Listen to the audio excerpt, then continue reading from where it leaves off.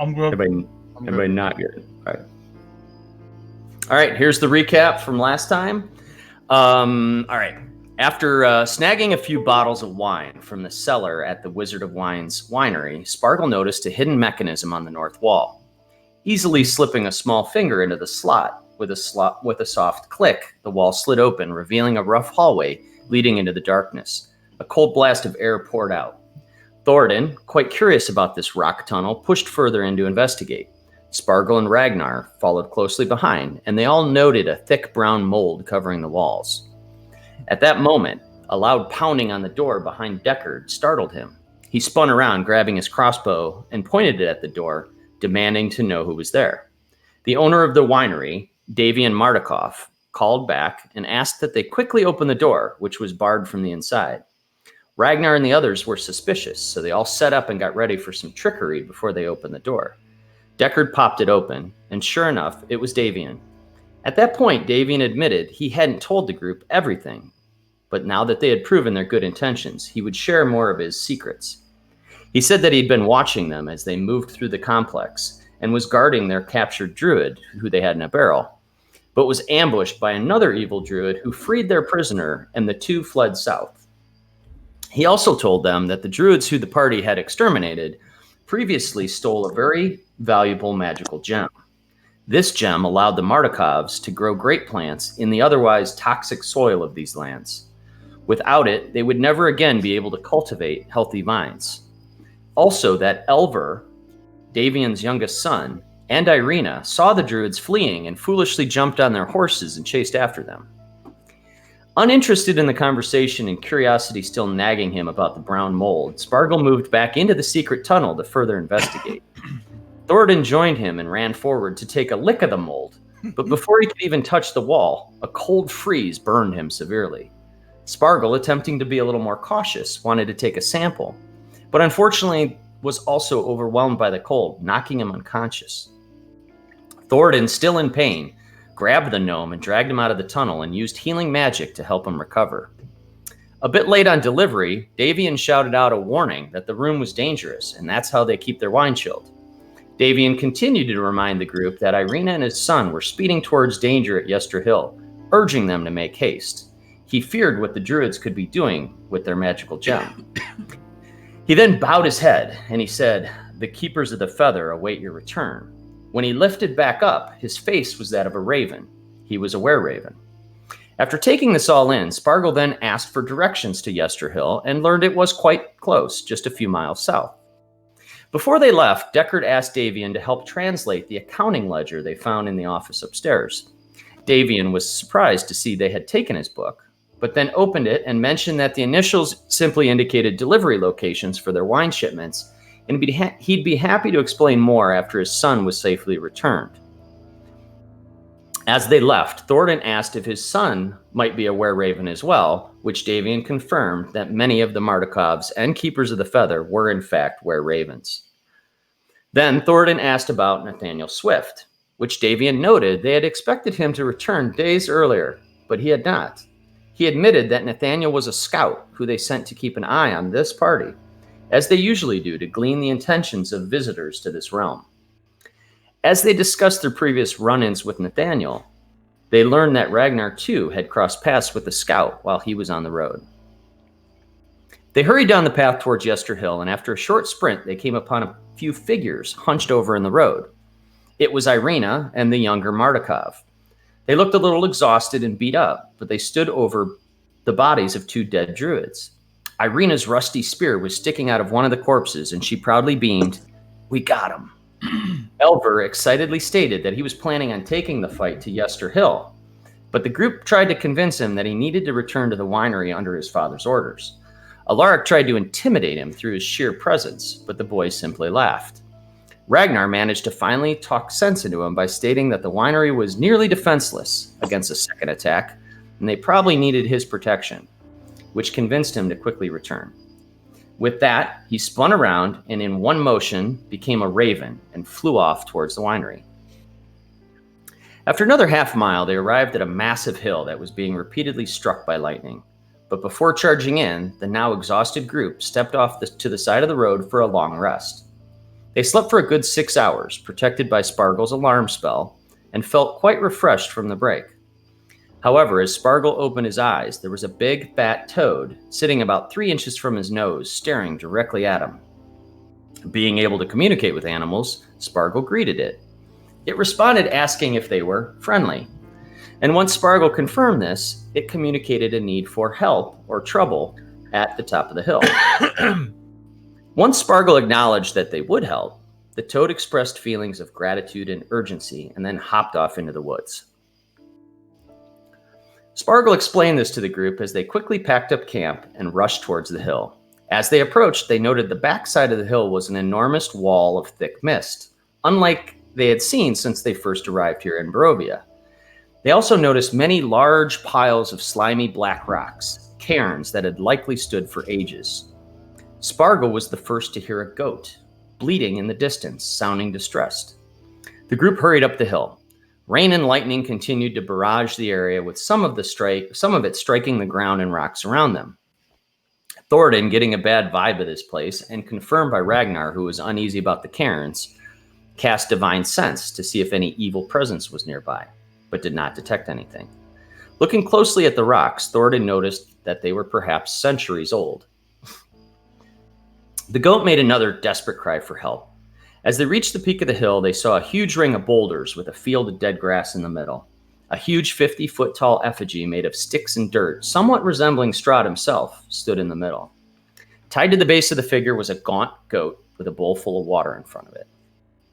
They promptly freed the goat as Alaric easily cut through the rope. It then spun around, laid on its back while twisting around until it transformed right in front of everyone into a small gnome woman, covered in some jewelry and lots of body hair.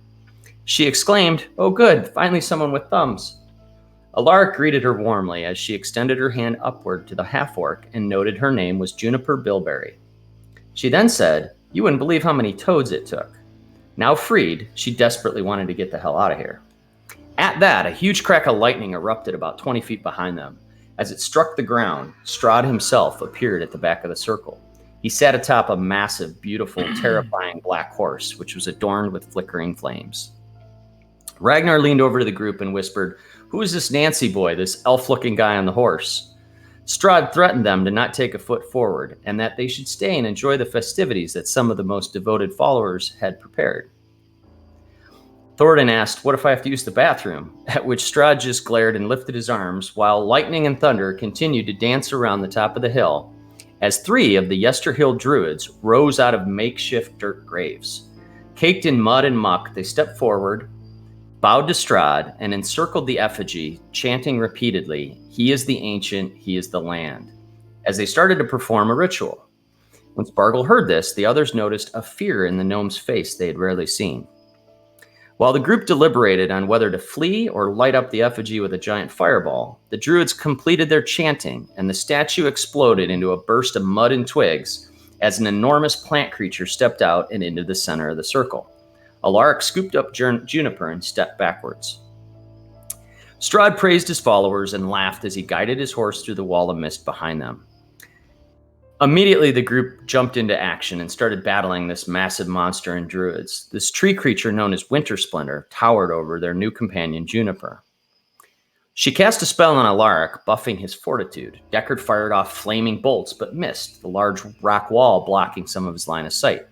Spargle mustered a massive fireball and launched it directly at the creature's head, sending burning, fleshing plant material around the area.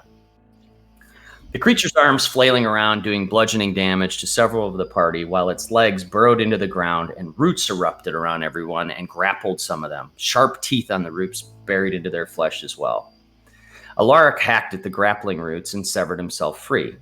The evil druids cast several spells, turning sticks into large spiked clubs, and moved into attack, and other spells that made them move with inhuman quickness as they converged on Juniper. Ragnar grabbed a length of the strong vines from the creature, ready to use it to wrap around the legs of the massive creature. Little Juniper reached up to the sky, casting some spell as a localized cluster of lightning bolts seemed to pull towards her, now under her control, which she then used to cause several strikes down on the druid and tree creature. Deckard repositioned and sniped one of the druids and killed it with a clean shot, and then fired off a second shot that landed squarely into the huge creature. Spargle tried to cast another spell, but the monster resisted. However, it distracted him enough that Thoradin got a surprise jump from off the top of a 10-foot cairn, dropping his shield, but coming right down with both hands around the neck of the creature, and drove Talon deep into his back as the bright white glow of Divine Smite flashed across the top of the hill. Winter Splinter groaned in pain. He then started flailing at Thoradin and Juniper, grappling them both and suspending them in air. Now completely berserker mode, Alaric started carving at the beast with his massive greatsword, cleaving at him multiple times as the tree creature dropped to a knee. Seeing this, one of the druids started to flee. Noticing how effective this brute force was, Ragnar moved forward and drove Shatterspike into the knee that was still supporting the creature. Getting a little too excited, he overswung and landed on the ground flat on his face. Standing back up, a bit embarrassed by the fumble move, he brushed himself off and struck into the creature again, this time hitting it cleanly. Juniper, furious with the treatment by the druids and seeing her side now getting the upper hand, called down another bolt of lightning, which disintegrated the fleeing druid. Out of the backfield, Irina chucked her spear, which impaled the plant creature as she shouted with glee. Deckard continued to fire large bolts from his heavy crossbow, taking off one of its arms, as flames spread from the bolt through the rest of his body as it burned to the ground. The last remaining druid exclaimed in shock, "No, this can't happen. The Dark Lord, he'll save us." At that, Deckard then closed a fist as black smoke swirled around it, and what remained of Winter Splinter raised itself up shakily and robotic-like and crushed the last druid with its fist as her decapitated head rolled several feet away, a look of confused horror frozen on her face. As the reanimated Winter Splinter drooped back to the ground, its plant-like flesh dissolved away, revealing a massive, glowing green gem. While they took a quick breather, their new friend, the forest gnome Juniper, explained in a bit more detail how she came to be here. I know, Amber, if you're back, do you want to read your part?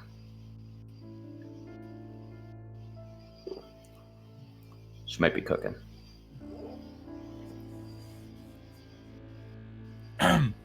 So I'll go. I can read it in her voice. Yeah. Oh, that would be even better. That'd be way better than hearing me drone on for another minute. Can you guys hear me? Yes, no? Okay. Yeah, I've been here. I just, had something wrong with my mic. So, yes, I can read that part. Although, if you want to do it in my voice, that would probably be better. No, that's okay. Okay. Between mouthfuls of rations, Juniper explains to her new companions that she lived north of Lake Zorovich in the thickly forested areas at the base of the mountains. She and her entire extended family resided in a towering ancient tree until an evil wizard laid waste to their village about a year ago. Barely able to escape with her life, Juniper set out on her quest to discover the identity of that magical tree-killing asshole. Finding evidence of another sect of druids, she tracked them to the Misty Hill and observed as they set up their effigy, Winter Splinter.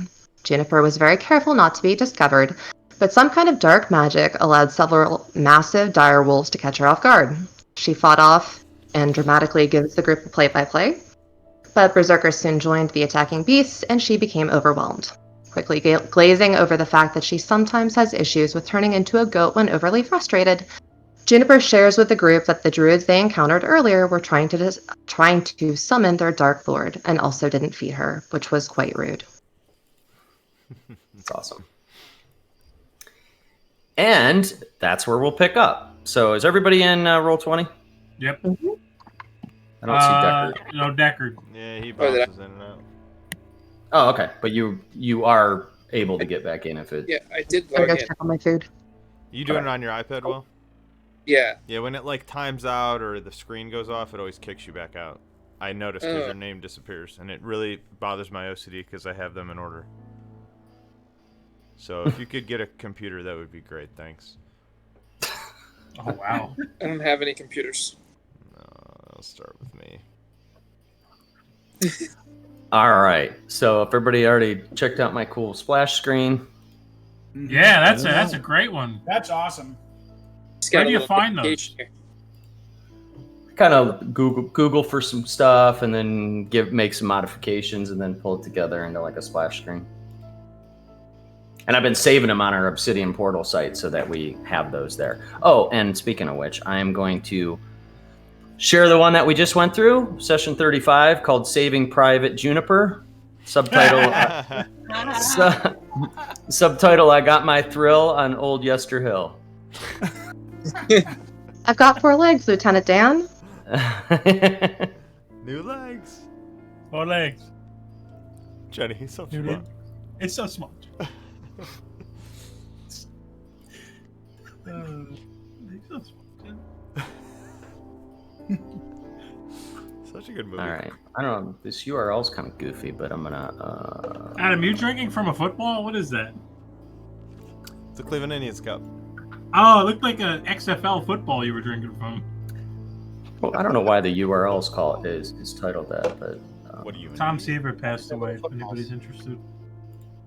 Who did? Huh. Who? Tom Seaver. He's a pitcher for the Mets. Probably their best pitcher ever. He was. He was, yeah. Now he's dead. Probably. All right. Best pitcher. He would be. Ouch. All right. So now we are still right here. We're just going to kind of pick up right at that point. So Winter Splinter dropped. Who picked up the gem? I don't know if we established that. I don't know if anybody did yet. Okay, so it's just so that Winter Splinter kind of like dissolved into the ground. It just looks like a big pile of like,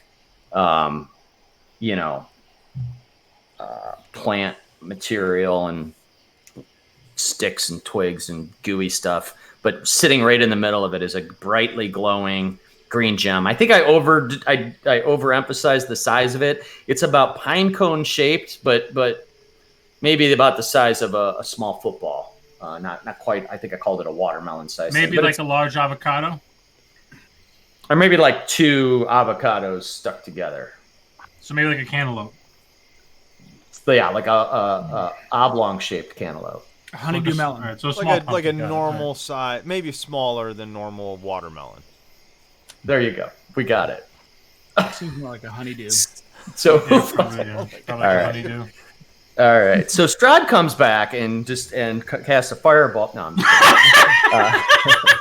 Everyone's dead.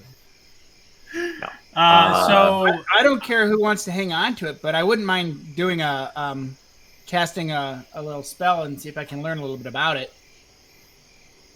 yeah, Thoradin is very intrigued by any sorts of gems, gold, coins, sparkly and shiny things. If you happen to look at Thoradin when he makes eye contact with the gem, you just see these like sparkles in his eyes, like these big stars, and he's like very enamored by the gem, and he says, "Ooh, a shiny gem! I would love to take a hold of that." I feel like Juniper would be sizing it up too, trying to figure out how she can kind of hoist it up without really being contested. Kind of. I don't care who information. wants to. If you guys like it and you think it's really shiny, that's cool. I don't care. But it might be worth at least figuring a little bit more about it before you get too friendly with it. All right, so I pick it up. all right. It's all like gooey and stuff, but you're able to kind of get a good. So I grip give it a on little and pull sniff. It smells like if you ever like put grass clippings in a garbage bag and it kind of sat there in your garage and got kind of like that wet kind of Oh, green musky, goo kind of musky, smell to it. musky. It's that smell, very distinct, Very earthy.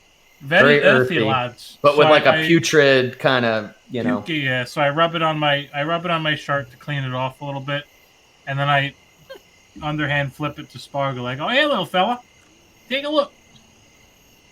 So, I'll when I grab it, I like everything. I investigate and look, and I'm really curious little fella, and then I'll go do since we're kind of hanging out. I'll do from a ritual standpoint. I'll do identify. Okay, how long does that take? 10 minutes. 10 minutes. Okay. Oh, actually, yeah, 11 minutes. I'm sorry. Okay, so Spargle's sitting down and he's holding this gem and he's starting to he's got this focus about him and you can tell he's doing something sort of magic oriented and it seems like it's going to take him about 10 minutes. Does anybody else want to do anything while that's happening? I'd take a swig of a drink, maybe sit down for a little bit. Okay. I'm grabbing a drink. I'm in earshot though.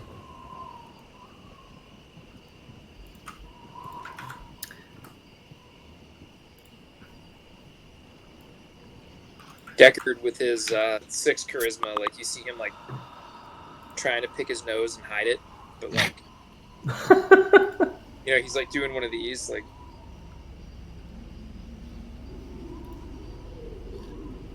Hide it. And let me see what's Irina's passive. So Irina seems to be really focused on what Spargle and Spargle's looking at the gem and does not pay attention to Deckard's covert. I don't know if that would be charisma or sleight of hand. If it's that's probably sleight of hand. Yeah, you'd probably be really good at that, right? Sleight of finger.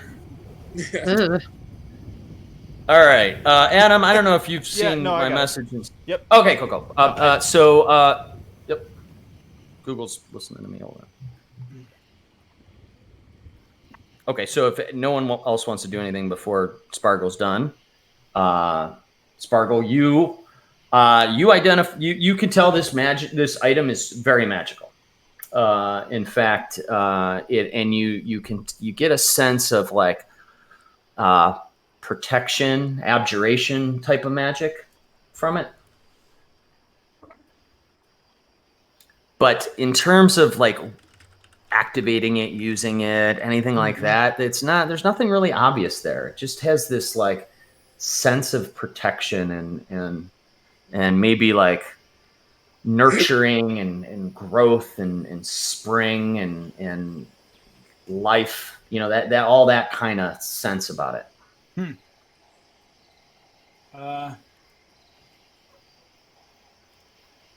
Okay, so I walk on over to Thornton and I reach up and I guess you're not that much taller than me, and I hand it back to you. And then I just start, as I'm doing it, I start talking about it, kind of relaying to the group. I'm like, well, I don't know loads about it, but and then I'll come without reiterating everything you said. Just tell them about the fact that it seems like it's just kind of exudes this protection and lifelike nurturing type of power within it. But I also explain, that I don't really know much more about that. It just seems like this is I don't know. It seems like it's kind of like the opposite of everything else in this land in a way. Maybe that's a good thing that we've got it when we're in this place. We'll have to keep it safe then. Scary and dead.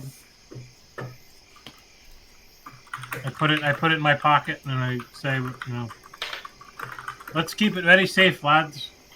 Make sure no one gets their hands on it. So you gonna hang on to it, Thornton? Yeah, I'll hang on. Throw it in your pack or something. Yep, I'll hang on. Okay. To it. All right. What else do you guys want to do here? There is a large. So I described last time, but I'll reiterate. If you look at the map now, and I'm going to show more of it because it is actually starting to become early morning. I think it's like 4 or 5 a.m. Now it is still storming pretty well, but you're getting a little. Now that you're at the top of the hill, you get a little bit more visibility here. It is misty, a misty morning, clouds in the sky. I'm gonna get ready to. I don't know about you guys. Maybe we should take I don't know if should we take a rest? Is anybody beat up from that? We should take a rest. I'm not doing great. Yeah. Yeah. I'm gonna watch. take a I'm quick still feeling gander really at the good. druid bodies. I'm gonna these 3 little dead things. I'm in fresh memory of that nasty staff that we found. I'm gonna take a gander at the little corpses on these druids. Okay. So you check them out, and kind of similarly to the ones back at the winery, They've got like makeshift staffs. They've got some pretty crappy like leather cloak, like hide armor, and you don't really find anything valuable. You know, baubles and trinkets that look like they're religious like tokens. You know, but that are all just made out of crap, like animal horns and hooves and teeth and shit. Earthy, dirty little fuckers. Yeah, and they are filthy, these people. Like, barely able to tell. Got it. So, everybody's going to take a rest. I'll take the first watch. Is it a short rest or a long rest? I do just want to remind everybody that not to say you're on a clock, but there is. So for timing, let's say, because I keep really close track of this, you are. Sorry, I have this somewhere. It is now the 14th day of the 9th moon, and it's about 5 a.m. now. So you guys know that based on what you had heard back in Vallaki, if you guys care about this at all, but I do want to remind you that tomorrow will be the Festival of the Blazing Sun. How far away were we from Vistani? I think a few hours. I don't think we're Is really that far. it? Okay. So it's Yeah, not like we have like a day of travel time or anything. No, you're and the weather sucks, so traveling's not going to be fun. But the winery is only a mile or two down the road. It's really close to the winery, and then it was it's about 4 miles from the winery to Vallaki. Do we want to make it's a mile away? Should we make our way back to the winery and sleep there rather than on the Lightning Hill? Also, I think Davian talked to us about that gem. Maybe we should show it to him. Yeah. What do you think? You guys Yeah, up that's for the reasonable. ride? I That's- know you guys got some licks. I think we'll be okay. It's morning. I don't think any bandits and goons are gonna, get us in the morning. I think we'll be fine. Works for me. Okay, and then all right, sounds good. All right. So you guys leaving this place? Yeah, I guess we'll make our way back. Wait. What's this little butthole surrounded by trees in the map here? Like, So that was the I described it last time. Yeah, I should probably Did we remind actually you go that. and inspect it? I don't think we No. went over there though. So actually, if you looked at Picked up with your It looks like a butt. if you look at the landing page, that is actually kind of a picture of here. I'll take you back there again because it'll show you that what you see there is this tree. Okay, so on the landing page, this sort of a picture of the top of the hill here. That big black. So it's a big giant. At the south end of the hilltop is a sickly copse, a grove of dead trees and shrubs, with a huge misshapen tree at its core, and that's what you see. And it's black. It's the same black, obsidian black almost as the staff that you destroyed from the druid. Ooh. I wonder if Juniper knows anything about that tree. Yeah. I mean, she doesn't know anything about that tree, and she kind of communicates that to you guys. But she seems pretty disturbed by it. Does it have kind of the? I can't remember. Juniper never saw the staff, did she? No. I tell Juniper, I'm like, we picked up a staff that looks like it might. Is it? I'm correct, right? It looks like similar wood, Dan, to this or not? Yes. Okay, so I do mention that to her. I'm like, we had picked up a staff, and it was just inherently evil and nasty, and it looked like it came from this tree. Do you get kind of the same vibe from this thing? Juniper agrees that she gets a really bad vibe from it, and then she kind of walks forward and places both of her hands on the trunk of the tree and asks it to identify itself, because she has speak with plants. Cool.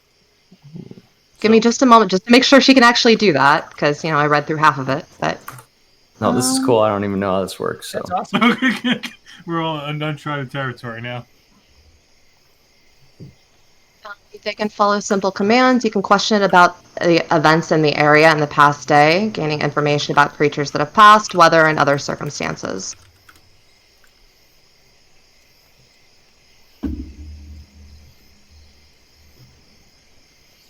I might sniff things. I don't know who all is. I don't know if it's just Juniper over there, or if anybody else went over with her. Alark's just gonna start. He's not gonna say anything, but he's gonna start wandering back out the way we came in, so a little bit north. Why? Where are you going? All right. So, Alark, go ahead and move yourself. Juniper, I moved you, and we'll start with Juniper. So Alark just wanders off. You guys see him kind of head off. I was interested in the tree too. Yeah, I'm going. Yeah, I'm me just too. curious though, like this hill here. I mean, is it? Do you need to stay on the road, or can you actually just walk in the grass on the hill? Like, I don't understand how steep it is, or the actual They're pretty steep, but you can slide down and climb up from the two levels. The levels are about like 10 foot tall. Okay, so but they're they're steep, but you can kind of like. If I was just gonna start walking back out of there, I wouldn't just start like barrel rolling down it, right? I would stick to the road. You would probably stick to the road, Okay, yeah. got it. Did those? I mean, those like the little like things on the rings. Is that just like a topography indicator of it going downhill? Yes, There's and not, like, fence or anything. no, that's topography, whatever they call that. So it's about each time you see a set of those arrows pointing down, it's about a 8-10 foot drop to the next tier down. Okay, got it. If you give me just a moment, I'll do this because it's easier for me to do this in Slack. Do I have a debuff on my portrait? Is there something I missed? Yeah, I don't Is remember that my what that temporary was. hit points? It might have been when you were, you know what? It was when you were grappled and we never undid it. So just undo that. Oh, I can do that? I'm gonna, I think, try. Yeah, So- I can do my aura like that too. What Slack channel should I share this in? D&D chat? Well, maybe do it on the Discord so Amber can get it. Oh, that's what I meant. Yeah, D&D chat. On Discord. Okay. This isn't the greatest picture, but I figured it was, it helps show, what the, come on. fucker. Oh, wow. If you see that in Discord, it shows you what it looks like from a side shot. Oh, it's like Weathertop in Fellowship. Which Maybe not as D&D high. chat? Is that what you did that? All right. in- that makes yep. sense. Hey, how did you do that, Adam? That thing. What, his aura? Yeah. So if you I clicked on my character and then I hit the icon directly below it, the little circle icon. Yeah. And then all sorts of Oh, that's sweet. the debuffs and different colors and whatever all that. Yep. is. and you can do auras too. Like I have the blue aura around my paladin for my aura of protection. Oh, nice. Thanks, To Doug. remind everybody. Yeah, we're on Wednesday today. Couldn't do it yesterday. Okay. All right. So, so Juniper walks up to this dead-looking old crazy tree, and she casts a spell. Starts doing some hand motions and talking in her druidic language. And Juniper, as you sort of touch the tree, you suddenly let me see how this works. Is this like a verbal communication or a telepathic communication you're doing with it?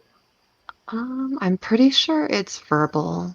Yeah, it seems because to it be. requires verbal. Yeah, you're giving it the ability to speak verbally. Okay, so you feel the spell take effect on this large, crazy looking tree.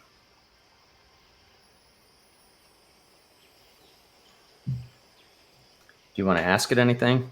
Yeah, I'm gonna ask it what's been going on in this area for the past couple of weeks. Have you seen anything unusual?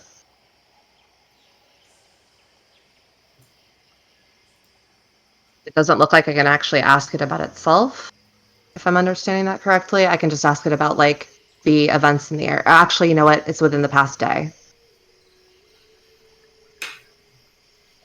So you start to hear this like gravelly, kind of guttural voice that responds, and it says, "The only thing strange is you creatures here."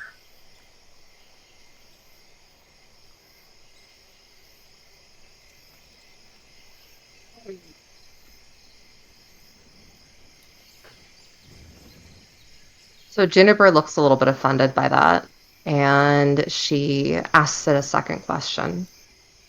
I'm still trying to go through this to see if I can actually ask the second question. Yeah, I think it's a duration of 10 it minutes. lasts for 10 minutes. Yeah, I think you can. Now it has the ability to talk. Yeah. Okay, so everybody else you can can, know what he's yeah, saying, it says too. if a plant creature's in the area, you can communicate with it as if you shared a common language, but you gain no magical ability to influence it. Yep. Yeah. Perfect. So Juniper turns around and she explains to the people that are on the hill with her that, it looks like at least for the past day, those druids have been up here, and I've been up here for the past day, so I can confirm that too. And they're saying we're the only strange thing that's happened. Do you guys have any questions? Can you think of anything you want to ask it? So what are we limited to? You said that you can't ask it about itself. You can question plants about events in the area for the past day, about creatures that have passed, weather, and other circumstances.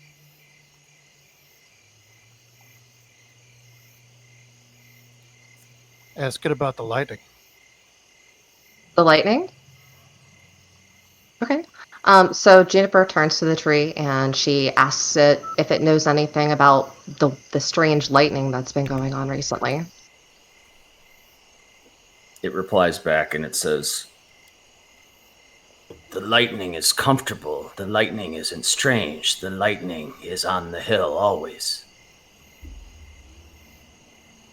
And Juniper turns and says the same thing to her companions.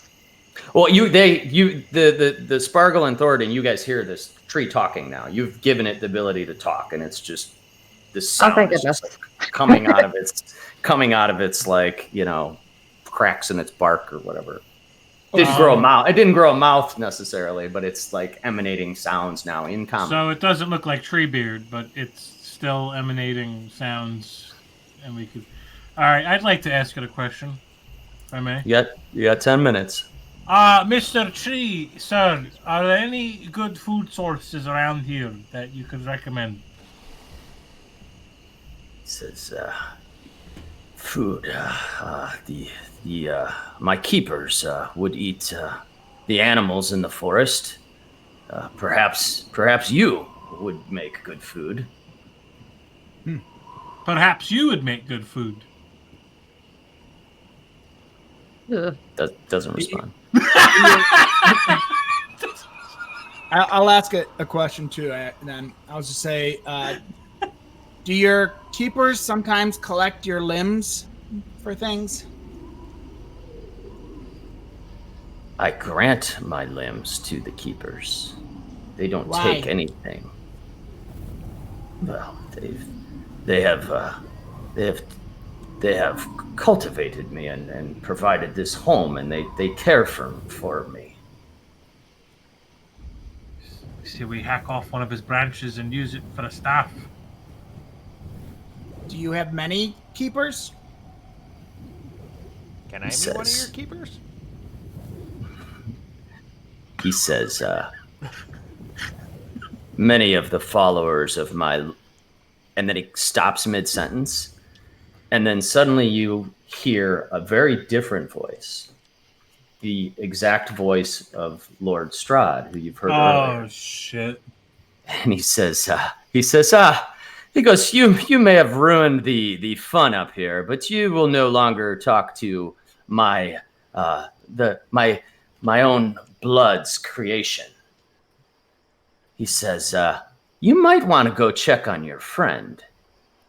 and then you hear a laughing, and then your spell, Juniper, seems to be abruptly cut off, even though you expected it to and have used it before, and it lasts longer. At that moment, Alaric, who you guys have kind of lost track of, so this is sort of in character. Now I'm working with you, Adam. Okay. You are standing now right in front of It's like a big cairn. pile of stones. Yeah, but they're like stacked up, black mold. They're almost slimy with mossy. Been covered in. It just hasn't stopped raining here for as long as you guys can imagine, and that is where you were drawn to. Oh shit. So, I just see a bunch of stones, right? Yep, it's How high if you is were to it? build a tower, 10 foot tall, 10 foot? 8 to 10 foot tall. They're all roughly, they're pretty tall, about just a foot or two higher than you are. So, Alaric would probably start playing Jenga. And just kind of slowly start, like very, very cautiously remove rocks. Okay. I mean, unless you think that he would be doing that otherwise. But I feel like he would be very hesitant, very reluctant to, but also interested. Yep. I think he'd So be you're doing taking- this cautiously to not topple it down, to not make noise, to not. I don't to- think to- he's gonna like King Kong it and just like knock all the rocks down. He's just gonna start piecing them out and see what he's getting into.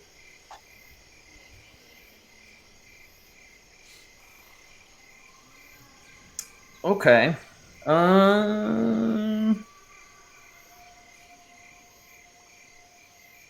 Just make a dexterity check. Oh, sorry, where am And what I'm checking is how cautiously you can start dismantling or inspecting this thing without it coming apart, like the Jenga, like without pulling the wrong brick of the Jenga tower, so to speak. I? 18. Okay. So you're being really careful, and you're moving very methodically, and very quickly figure out how they were stacked, and you're able to almost start dismantling it in reverse order that it was built without it crumbling down or making any noise. Are you going to start doing that? Mm-hmm. So as you start doing that, and you pull one big rock off, and then you go to reach back in, your hand reaches around and feels like basic. You feel like a shaft of something. We'll reach around, huh? I gotta, God damn it! I knew you guys would just let me use couldn't- that now. You couldn't think And of anything else. I couldn't think of a synonym that wasn't you shaft. feel the hilt. Is that better? Yeah, maybe. That's not any better, probably. I think Shroud's pulling the old Philadelphia trick on you. Be careful. Oh, Jesus.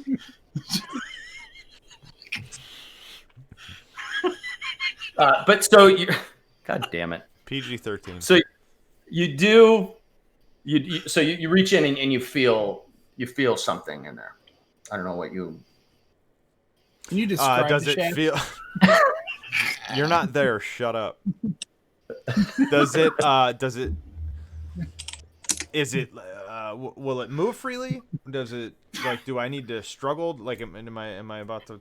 Do I need to remove the sword from the stone? What, you know what I mean? Like, what's going Yeah. on? So it's kind of like that. It is vertical inside of the pile of rocks, and so at this point you could probably lift it straight out from the top, Mhm. or you could just push the rocks aside and see what it is. So you could, I think you could just grab it, or you could keep taking rocks apart until it's uncovered. I'd probably just try to grab it and lift it up. Okay.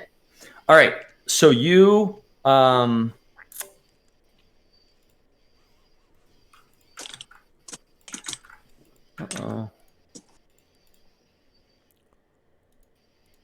Okay. So I'm going to give you this in Slack. Oh, no, I'm not going to give you that in Slack yet. So you pull out a giant spear.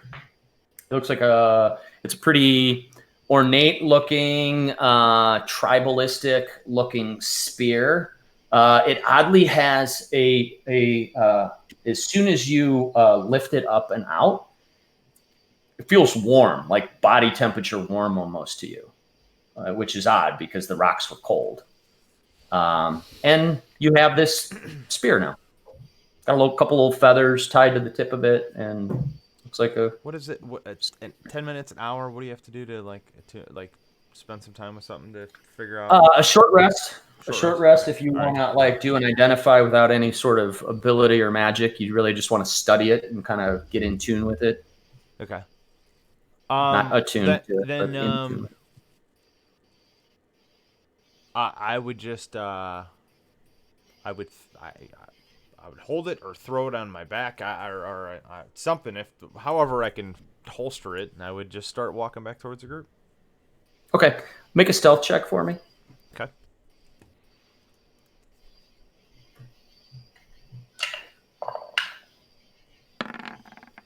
$17. Nice. Okay. All right. So yeah, you start walking back over to the group. So you can kind of move yourself that way, and then Sparkle, I'll jump back to you and the tree and all that. Is there anything else you wanted to? You were wanting to do something there. I don't remember. I was. We asked about the if they take the limbs, and you're like sometimes it bestows it. And I don't know if he answered. I just said, "Do you have many keepers?" I don't know. So Juniper kind of turns around and sheepishly goes, "I didn't last as long as it normally does. Oh. It's gone."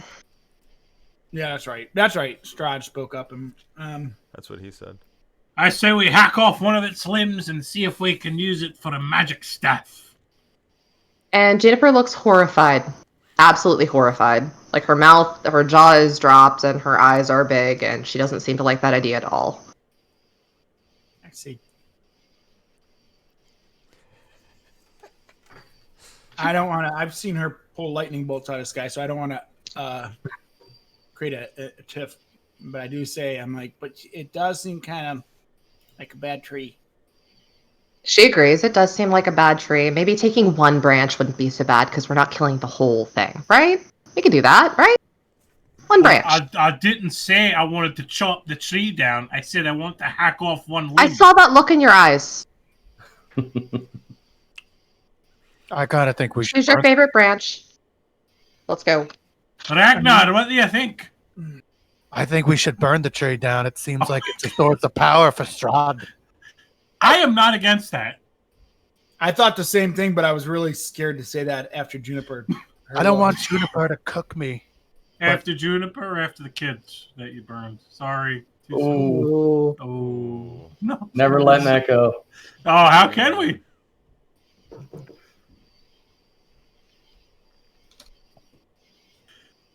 I say we burn it. I say we burn the tree. Light it up. Just Create some fireworks, lad. but Like the hill dwarves of yesteryear. It could backfire, but it seems to have a connection with Strahd. Well, I'm not a great big fan of killing a tree, but I mean, you do seem to have a point. You guys did rescue me, so I guess if a tree has to die, a tree has to die. That'll be on your conscience. Listen, goat lady, the tree has to go. It's got Goat evil lady. powers and it needs to go. So Juniper just kind of takes a step back and allows them to do what they're going to do. So I take Talon and I just slam it into the ground and I go, Spargo! Do your thing, lad. Light it up. Okay. So, I don't know what it's going to take for this thing, Dan. to light Can you up. manipulate fire that's already burning, Punch? Let me look. Not like it doesn't seem like anything of size I can like instantaneously light or snuff out like fires and campfires and stuff. I don't know about I'm going to say from history's sake, I've never been good at putting out fires. That's Like, why would you do that? That's what I'm Why would I going want to do for. that? Right. So you're like the Witcher. You can like flick like candles and torches on and off. Yeah, I can like instantaneously light and snuff out torches, campfires, things like that. But limited. But on this thing, I'm thinking a little bigger. So I was gonna go.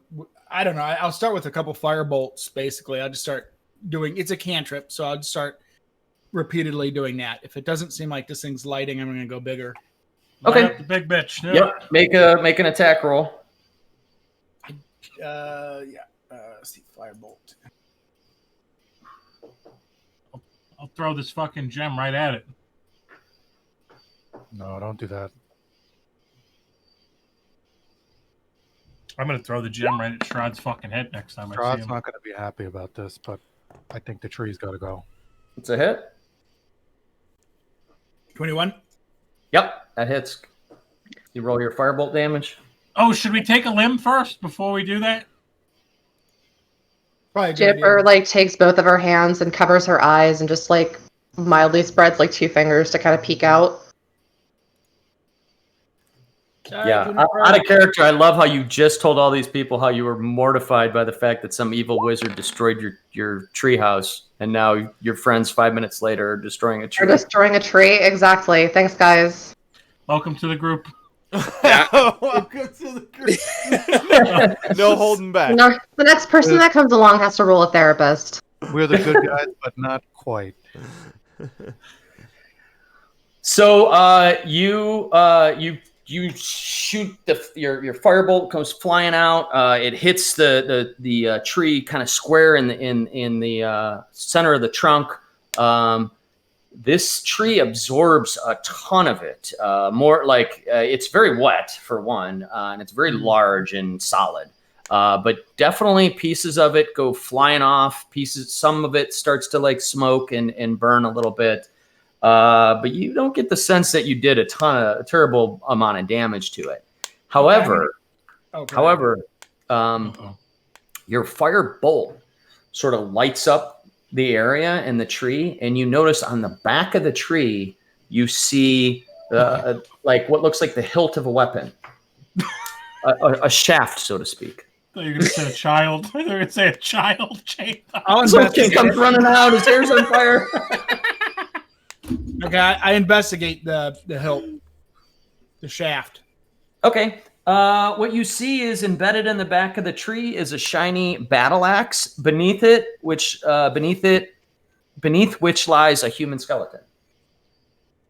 Battle axe, you say? Yes, sir. Is there anything else on the skeleton? Yes. The skeleton. Let's see. He's wearing a tattered leather armor, but it really looks all like it's sort of Shitty. dilapidated and sort of rotted. The skeleton is old. It looks there's like it's a skeleton. There's no Right. flesh or anything. This isn't a recent deceased.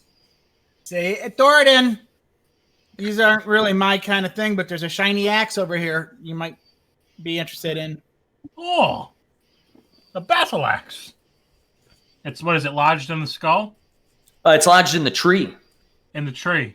Mm-hmm. And like All sort right, of the so back of the tree. I kick the fucking skeleton. I just It like actually breaks apart and rolls into, just kind of like roll, all the little pieces roll like, Makes that skeleton rattling noise.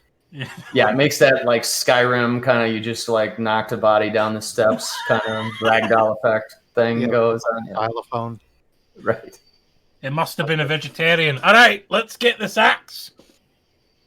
It actually, with your strength and everything, comes free pretty easily. You don't have to struggle too hard.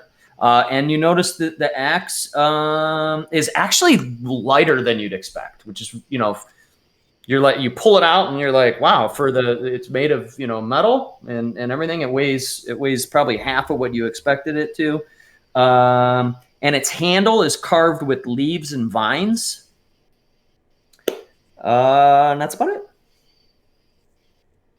Maybe we check that out a little bit more detail later, Thoradin. There might be some Hell yeah, brother. qualities. We're HYB. going to check it out. Anything? Now that I noticed that. Is there anything else unusual about the tree before I go? Back to work. Well, Nope, Those not at are this. good. Not at this point. so really quick before Sparkle does that, Thoradin has to take a really bad piss. So he just starts peeing on the tree. No. All right. So you're peeing on the tree. If it could still talk, it would probably have some opinion about that. Yeah, well, whatever. So Juniper, you see, just to, since he's your boyfriend in real life, you see this dwarf walk up and just pull down his pants. Typical Tuesday night. Right. And starts peeing on the tree. Wacky Wednesday. Oh, what a piss that was. I've been holding that in since the winery. What a Oh. That I was like how a piss Thoradin for the is the ages, only one lad. out of all of us that has bowel movements. Like nobody. Yes, does anything. I mean, you guys don't. He's just always it never- pissing and shit, and the rest of us are like, I don't do that. I just don't do that. I don't cock.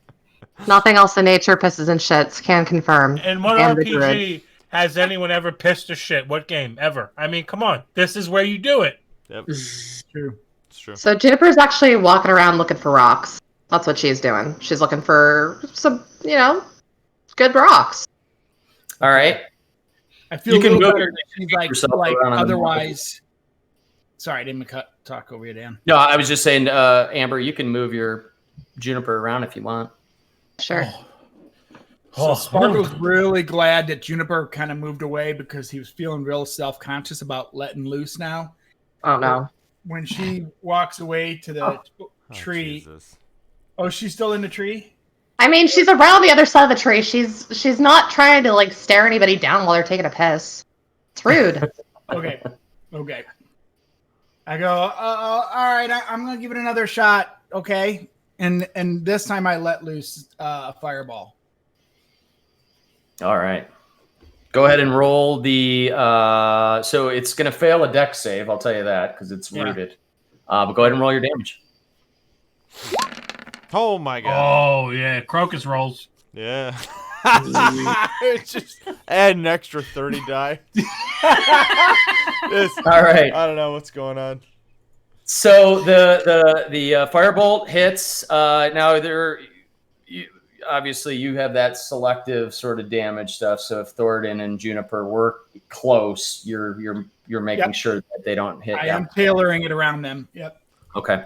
You guys do feel a little bit of warmth as this, and you all hear this just loud, just boom, and then the whole tree kind of like kicks backwards a little bit. It moves off its axis, so to speak.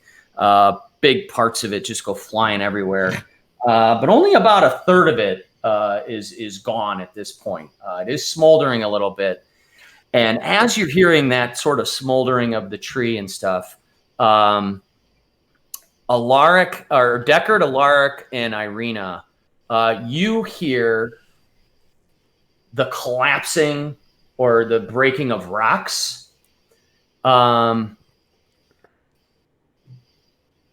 About 60 feet to your northeast. And then climbing up the tier of the level that you're on, Oh, shit. you see this crazy looking dude, all in big dude, all hairy, covered in mud, got some animal skins and stuff on him, and he's climbing up and he's got a big battle axe on him, and he's climbing up and he looks wild-eyed at this point. And let's see. Which direction is he coming from? He is. Northeast. No, he's good. If you Oh, Mark, you got to take a bite of him. Oh yeah. Yep. You guys should And he- fucking Greco-Roman wrestle. And he comes rolling up there, and he is staring right at you guys and just looks absolutely insane and is holding this huge axe and is running towards you. Yeah, this dude looks like he just smoked crack. Like, you better Can be somebody call careful. Crocus to see if we should talk to him before he tries to cut us down? See what he has to say. And if you could roll for initiative, we'll just have, everybody roll. Just take him down, Alar. Just fucking take him out. So this guy just So, showed up. Just a heads up, Just shut up. when you see it, I have advantage on initiative rolls all the time now. Since leveling up. Yeah, so if you could just kind of call out. Yeah, how many hit points did you get? Did you roll Why at does it do 85? that? Why don't I rolled 9 hit points, so a little bit above average. So I have 81. Okay, if you guys could So- just. I'm sorry. So mine was confusing. I rolled a 17. 17, okay. I don't know why. I feel like if I Anybody- hit roll 2d20 with the modifier, isn't that like rolling with advantage?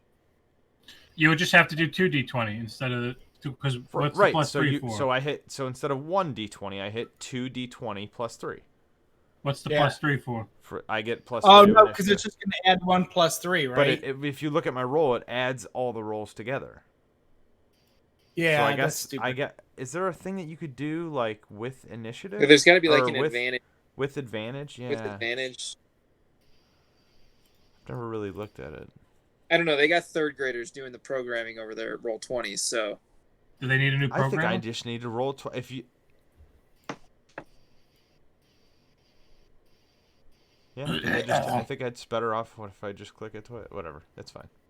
I won't do that. Deckard or Thornton, do you want one of you to go first ahead of the other? I'll let Deckard go first. I pay to see him. That's the content I pay for. The content. so I think Okay. All right. So, Alaric, you happen to go first, and you were also the first to see this crazy guy come running at you. That's fucking nut job. So I mean, can I get? I can move pretty far. These I are can move 25 foot. These are 25-foot squares. I'm actually kind of adjusting it just for simplicity to like 20-foot squares. Just for the it works out better from a movement factor there. Okay. So he's about. She's about 60 feet away, something like that. 20, 40. Yeah, you could. Yeah, he's about 40 feet away. 45, 50 feet away. FYI, before we start combat, I am putting my shield back on. Okay. Well, your shield's over there by Winter Splinter. Okay, so I'll have to at some point go pick it up then. did we finish a rest? No, No. we Okay. never ended up taking a rest. Okay, so I'm just gonna move a little bit. Okay. Take your And- normal move. Yeah, and then I'm gonna Yep. use let me double check this.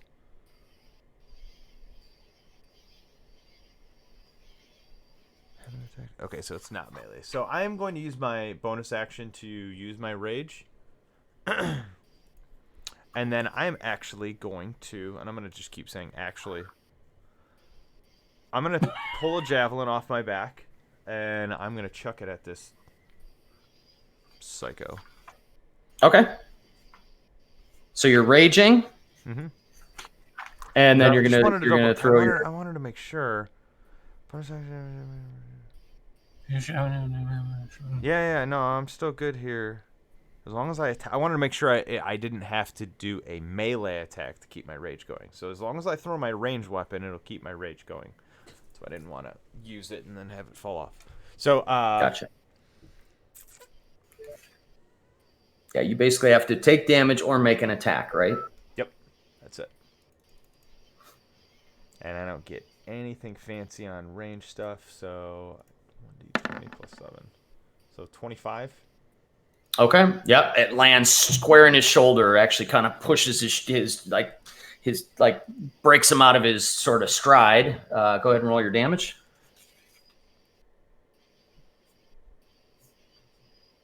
Plus Okay, so I don't get my bonus from the rage though. Bonus damage. Got it. So 8 damage. Okay. And so I moved. I used a bonus action. So I don't really have anything left. So that's it for me. Okay. He almost smiles and snarls as that goes through his shoulder, and he just kind of winces, but it turns into a smile. Deckard, it's your turn.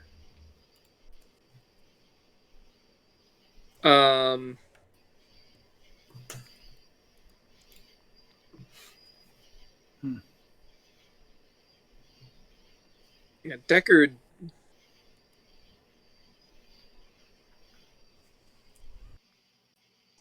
So I still have a flaming crossbow, and so I load up a bolt and just shoot him. All right. I'm going to say he's about 160-ish feet away. Is that you good on that? Yeah, so I'm using my heavy crossbow. So Okay. should be 1 sec. Let me. Wait, how far away is he? About 150, 160 feet. All right, so I can shoot him, but I have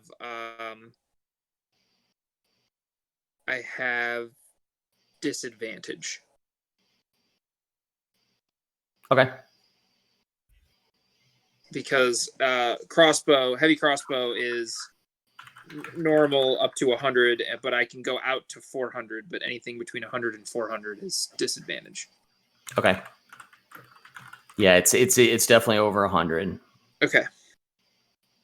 So I'll roll twice here.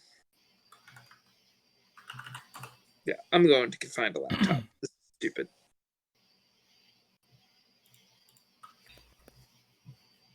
Good God. Okay. So here's the first roll. And here's the second roll. Okay. Yeah, your heavy crossbow goes flying like true to its mark, and kind of, even though it's quite a long range, hits this crazy guy squarely. Awesome. So 2 plus, I believe, 5.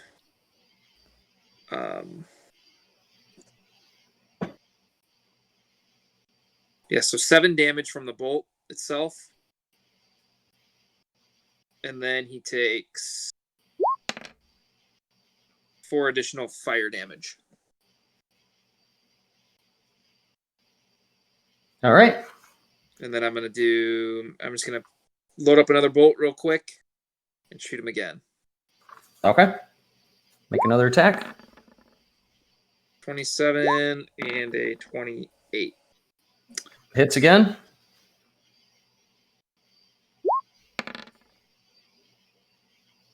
Six damage from the bolt. And 6 damage, fire damage from the Crimson Ring. Okay. So this guy has just got a javelin sticking in him, and now he's got these heavy bolts in him, and he was smirking for a second, and now he's just getting angry. But he's stopped his sort of sprint forward and is almost kind of fallen back from all these multiple attacks to him. Anything else? No. Okay, Thornton. All right, so Thornton hears commotion, right? It's a little bit far away. I would say I'm about maybe 200 feet away from all this. Yeah, I'm gonna use about close to. No, you're a few. You're. It's pretty far on the other side. Yeah, it's closer to about 400 feet is the way I'm looking at it. So. All right, so basically, like from the dugout to like the outfield, like center field, and like a baseball stadium. Mm-hmm. All right, so I probably hear some commotion. I would imagine, right? Yep. Yeah, you heard some shouting and screaming on the other side of the rock circle. So I say that, few people around me, Sparkle, Ragnar, and I don't know if Juniper's still dilly-dallying by the tree, but I say, I hear some commotion. I think we need to go back. So I start running back. So I want to go to about, oh, Jesus Christ. That's a lot of feet. Okay. So I'm going to use my move, which is 25 feet. So that'll put me... Yeah, just a square at a time, basically. All right, so we'll do a square at a time. You can do it. You can take you can use your action to move twice, basically, if you want to be sprinting, kind of dashing over there. Yeah, so I'll so you figure one square would put me like right on top of Sparkle, and I'll do another one. Yep, that may be all you can. That may be it. Yeah, that's pretty much it, and that's okay. Yep. Now we can move through some of these movement turns pretty quick if you guys want. Juniper, it's your turn. You heard Thoradin yell that and kind of spin around, and he's running back towards the rock circle. Yeah, Juniper is going to follow suit. Would it still be 25 feet for a diagonal square? Yeah. Okay, so she can get about there.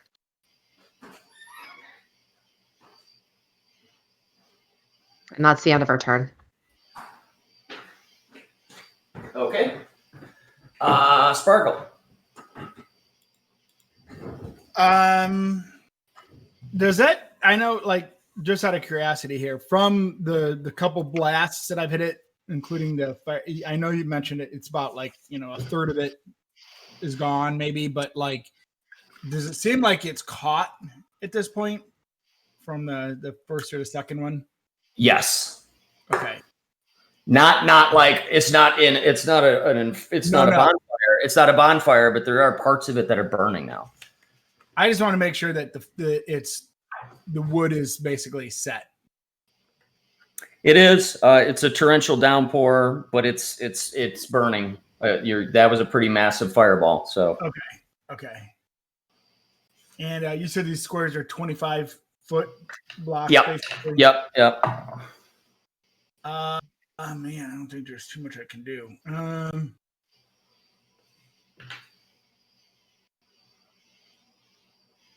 I apologize. I should have done this ahead of time. Looked, I thought it was. I'll move up one. Let's see. It's 25, 50, 75. How do you do that little distance thing again? It looks like a circle with a comb in it, kind of.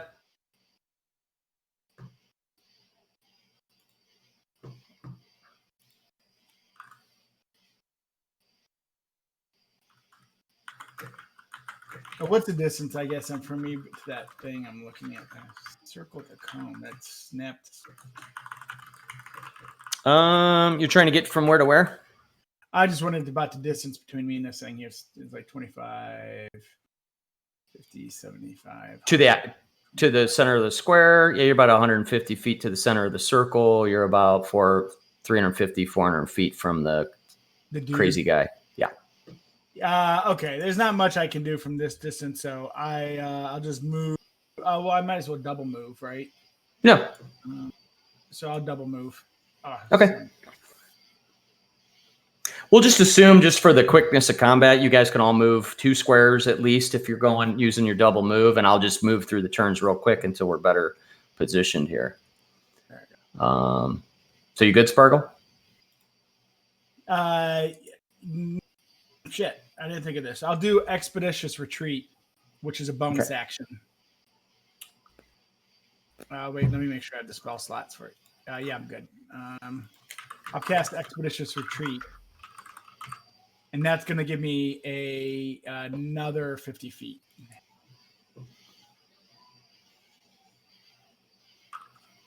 Okay, so you then you can use your bonus action to take the dash for the next 10 minutes, but you're concentrating on it.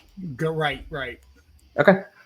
Cool. All right. That gets you. So Sparkle's running forward, and all of a sudden you hear him muttering a spell under his breath, and then you see his legs moving like an old Looney Tunes cartoon. It's just like zipping across the center of this field. Yep. this the berserker runs forward at Alaric, and then you see him in a very similar manner to how you've seen Alaric fight. Just start wildly and recklessly swinging his axe around, and he takes a swing at you, Alaric. 24 to hit. That'll hit. For This guy's 6 damage. This guy's on What? cocaine. Six slashing damage. Okay. Do you want me to announce that I'm having it every time, or just do it? You can just do it. All right. And then as he does that, you hear more crumbling of rocks nearby, a little bit off to the east, about 70, 80 feet from you, Adam, Alaric. And you see one of those piles of rock fall down, and another one of these guys coming up over the top of the hill. I'm sorry. When you said all that, you said it was coming from where? I'm pinging him right now. If you see it on the map, you see him? No, I don't. Do it again. He's I see it on your there, stream. I see it now. Sorry. Yeah. So you see another one I think there, I hit it. and then Ragnar and Thoradin off to your east. You hear the same thing, and you see the same thing. Good. More coked up barbarians. This is good. Hey Dan, I gotta This take is a good. 2-minute real quick. Yep. And More- you guys see that guy come crawling up over the top. More If coked you up sorry. do you guys want to keep rolling through combat and you guys could take breaks when it's not your turn, or we. We could probably keep going, right? I mean, Spruggle really doesn't Yeah. have to do anything. A lot. Yeah, of I have no problem yeah. if you guys want to go. I mean, if I, you know, when whenever it's, I after have to you take take your a turn. break, I keep my headphones in, so I'm still listening if I have to go eat cashews or pee. All right. And then, and then now it is Ragnar's turn. Well, Did I I, was gonna- skip you the first time around, Ragnar? No, he no, was I last. rolled really low. I rolled really low initiative. Well, I Okay. was going to follow everybody else, but we got a problem now. So Ragnar is going to just use his bonus action and go, I guess, right about there. Okay. You're gonna run. Use your dash and just run straight at this guy, huh? Yeah, I mean, I'm going to put myself in between him and my friends. I like it. Okay. Alaric, it's back around to you now. All right, so I don't know how this transition works, but I expended all of the things that I could do my last turn, so I don't know how I'm going from. Well, I threw a spear, so that's in his arm or shoulder or in the ground. I want to draw my greatsword, so I don't know if that's like a. I call that an interaction. If you have free hands, that's sort of like an interaction. You know, like opening a door or doing anything, you can grab it. Okay, that's how I okay, that makes sense to me. So it's not unfair if, like, my turn, I moved a little bit, hit my Berserker Rage, chucked Spear, and then between the end of that and the beginning of this, I grab my sword off my back. Right? Yep, I'm good with that. Okay. That said, Because in the rules, you could pick a weapon even off the ground once for free with no penalty or anything. So I think that's just an interaction. So I think okay, that's, as long as you're not, okay, You're good. so that's totally legit. All right. pull out your greatsword. Yep. So I am going to take a slash at this guy.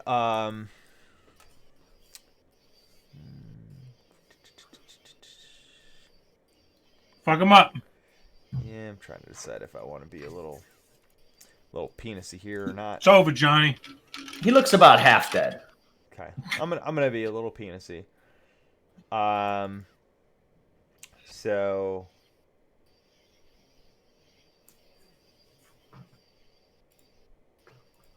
it's been so long since I've done this. I want to make sure I'm doing it right. Okay, so I get a -5. I'm going to use my Great Weapon Master feat. I get a -5 penalty to my attack roll, but if I do land, I do 10 more damage.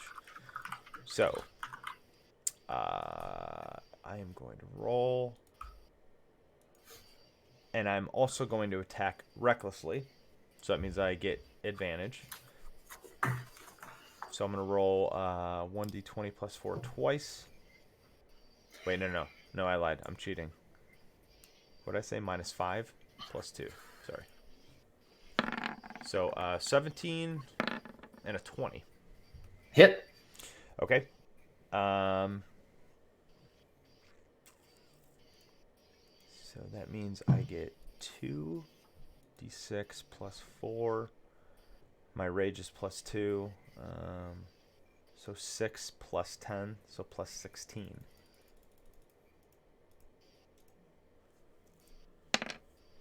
So 22 damage on my first attack. That's some shitty rolls. So the great sword carves through hit the right side of his rib cage, and actually you can feel the sword digging through his hide armor and important internal organs as you finally see this guy's rage in his face. The rage sort of fades, and you almost see a look of concern.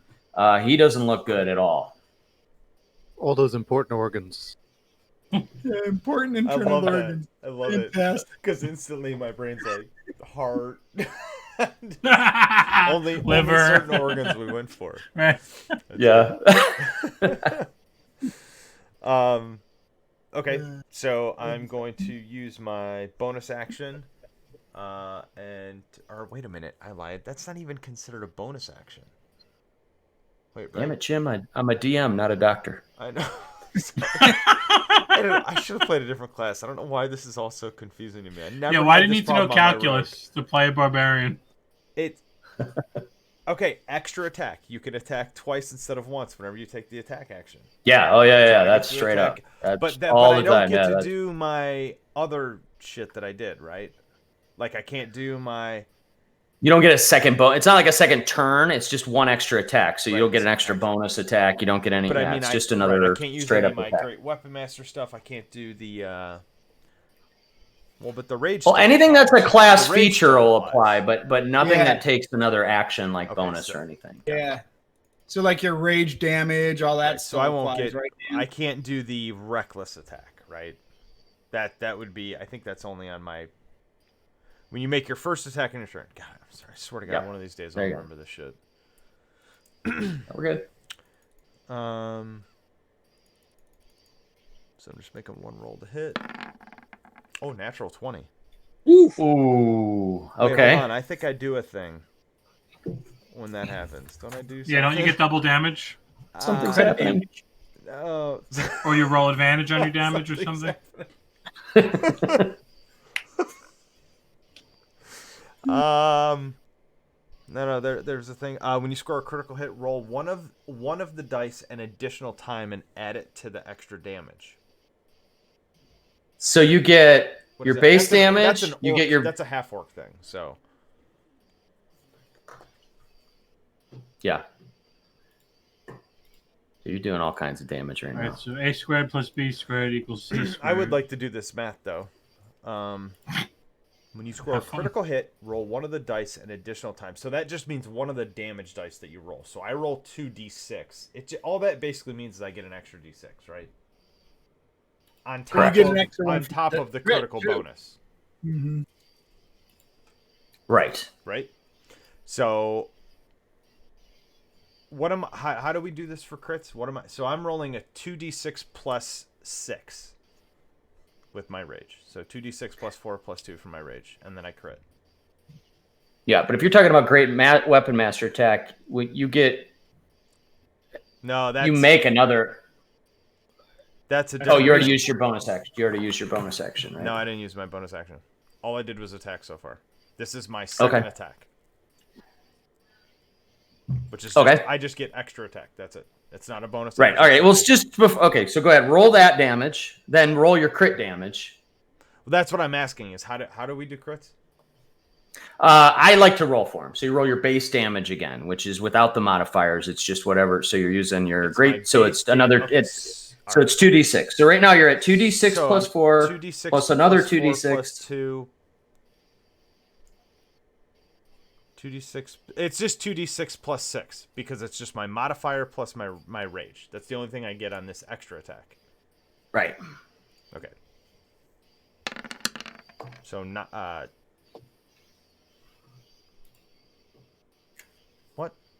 What just happened? That was your first. That was your base attack. The Like 2d6. Okay, so Oh, I didn't see it that way. that's 9 damage, Okay. and then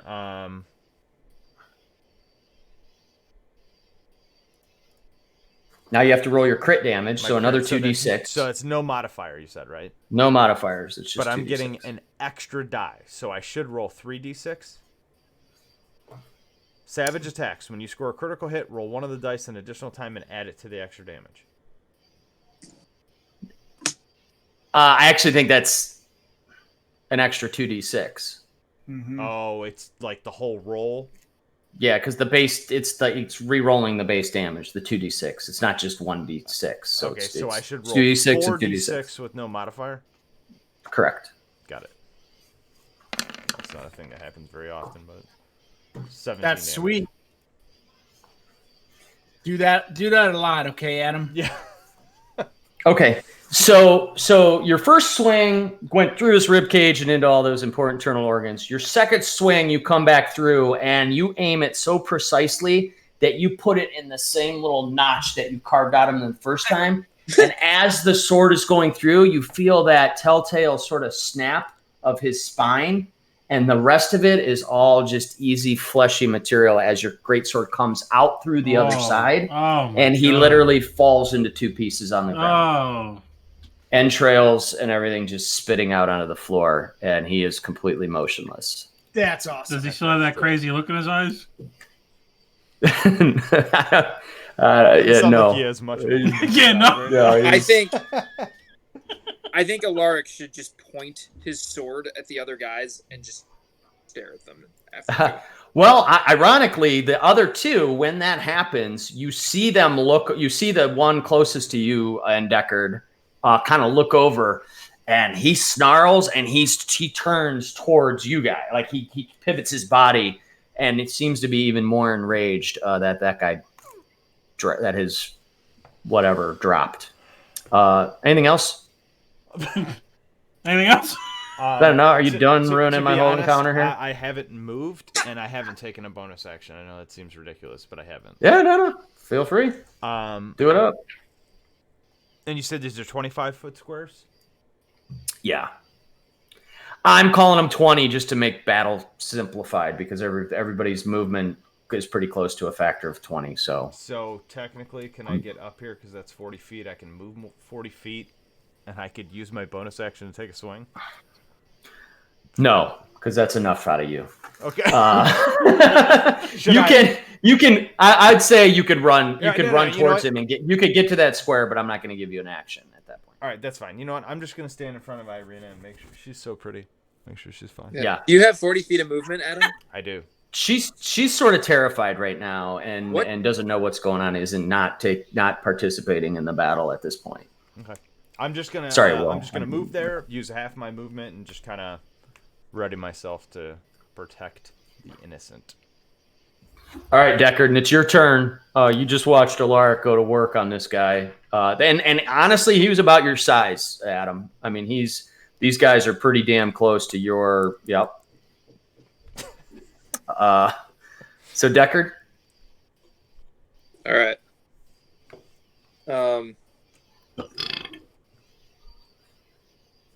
Yeah, I'm just going to.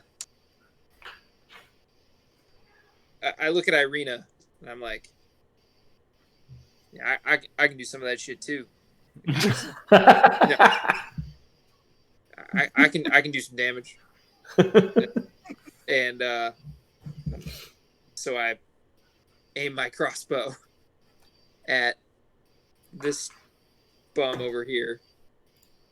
The one, yeah, that guy. that I'm pointing at. Like the guy in the middle, the guy that I can like have line of sight of. Yep, you got a pretty good line of sight on him. He just got his whole body up over the top of the little step, so to speak, and is standing right there, wide open. Okay. He's about 200 feet away. 200. Mm-hmm. Okay. So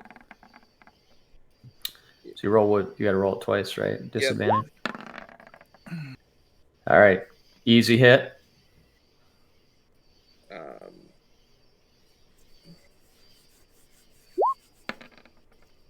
Their armor is just like rags, basically. So they're big dudes, but they don't seem to have a ton of protection. Okay. I know the type. So, 12 damage from the bolt. Okay. And 1 fire damage. Okay. Then lightning speed, lightning fast, fire, lightning, all the everything. He's got 0 ram. Flaming Yep. crossbow. You like sleight of hand, load up another bolt in like half a second. Legolas with a crossbow. Yes, exactly. So I rolled a 28 and then an 11. Oh, but with the natural one. Oh my god. Yeah. So your second shot, your first one's easy. You load that other one, but it just goes straight over his head. Oh, okay. Yeah, I shoot Irina in the face. It goes straight over his head. End of campaign. You're going so fast though that for a second, it feels like your crossbow kind of jams up for a second. Okay.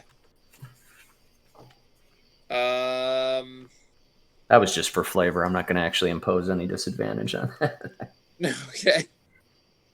So yeah, I don't do anything. I'm just gonna stay where I'm at. Okay. Thoradin, you were heading towards the circle because you heard your friends in trouble up north, but then this other guy came climbing over the wall, and Ragnar ran out in front. And I heard he did not hesitate to run out in front of his friends. Yeah, so I hear the screams of this person that I don't know who this is, and I can only imagine that he was probably killed or hurt really bad. So as I see this red-headed, cocaine-infused barbarian berserker running towards us, I turn my attention to him, and I would like to... Can I move 2 spaces and then throw an axe at this guy? You can. Yes, you can. You can move diagonal, so you're over next to Ragnar, and that would put you about... What kind of axe are you using? The axe that I got from the tree. Oh, you're trying to throw the great axe at him. Oh, you said it was. It's not a hand axe. The battle axe is like a big two-handed axe. Yeah. Oh, I don't know if you could try to throw that thing, but I don't know. Thoradin is very strong. Very strong. People tell me how strong I am all the time. In some cases, I'm the strongest. Hold on one sec. I'm sorry, I have to piss, so I'll be back in 2. I'm gonna do that. I'll be right back. All right, I'm gonna go get a bag of chips behind me. I'm gonna go find food too, again.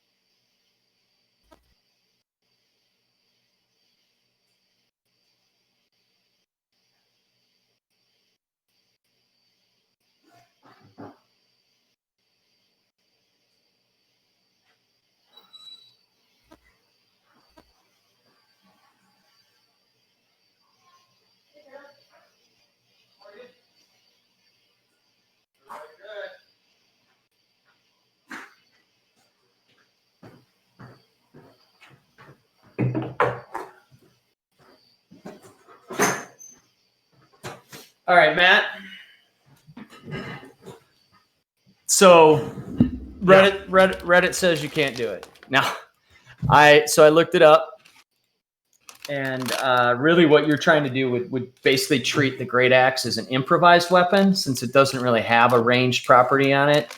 Yeah. Which kind of makes sense, right? It's a heavy axe that isn't really designed to be. It's not very aerodynamic. So the best range you could get out of that feasibly is about 60 feet. Even with your strength, that's about the furthest you could chuck this axe. And honestly, it's not going to do a massive amount of damage doing it that way. So I'm not trying to take the fun out of the move here, but trying to make it be somewhat realistic. Sure.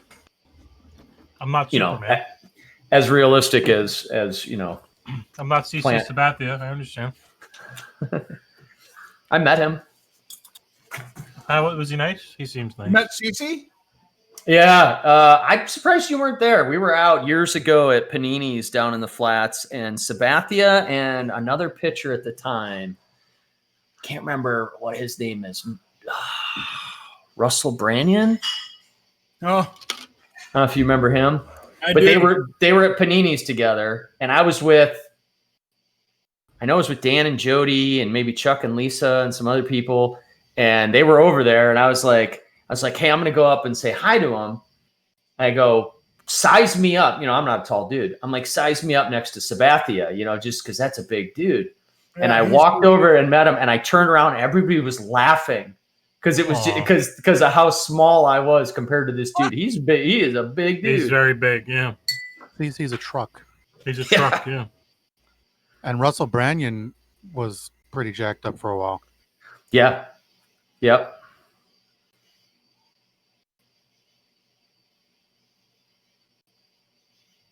That's cool.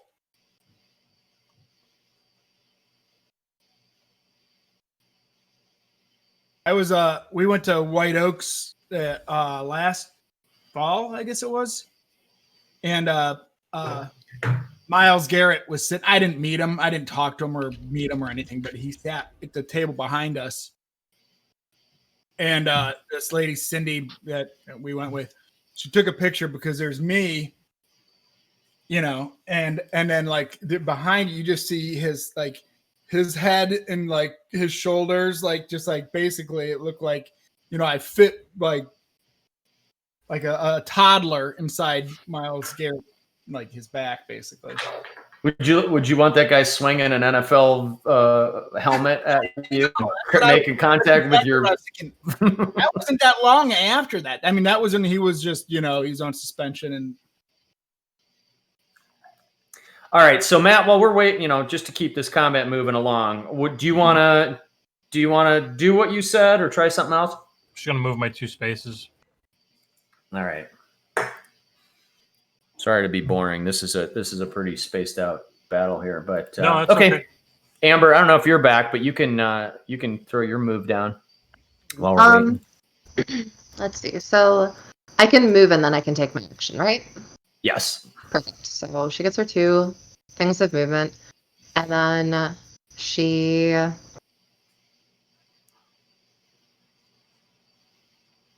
kind of takes both of her pinkies and sticks them in either side of her mouth and lets loose like a really sharp whistle. And then out of the trees comes this tiny spectral squirrel, and it just comes running over to her, and she can take 1d6 of her health back. And then with my bonus action, it's going to move forward so that it occupies the space immediately to her right. And then on each move, I can move it up to 60 feet, and it heals anything in the square it's in. And I can do that 4 times. Okay, so this is your healing spirit? Yes. Nice. Honey, do you have the noise suppression on? No, I don't. Your mic sounds different. Is that better? It sounds fine to me. We can hear you just fine. Okay. It's fine. Don't worry about it. I'll look for. I can't tell. You I am understanding that call correctly, right? You said healing spirit? Yeah, healing spirit. Wasn't that who did that? was that you, Ponch, in our other campaign? Right, and Mhm. with your new Baden. character, your druid or whatever, right? Yeah, Baden. And it was like really broken. I'm glad we have that because that always pissed Doug off. Hey, it's Doug, we're sweet. using healing spirit.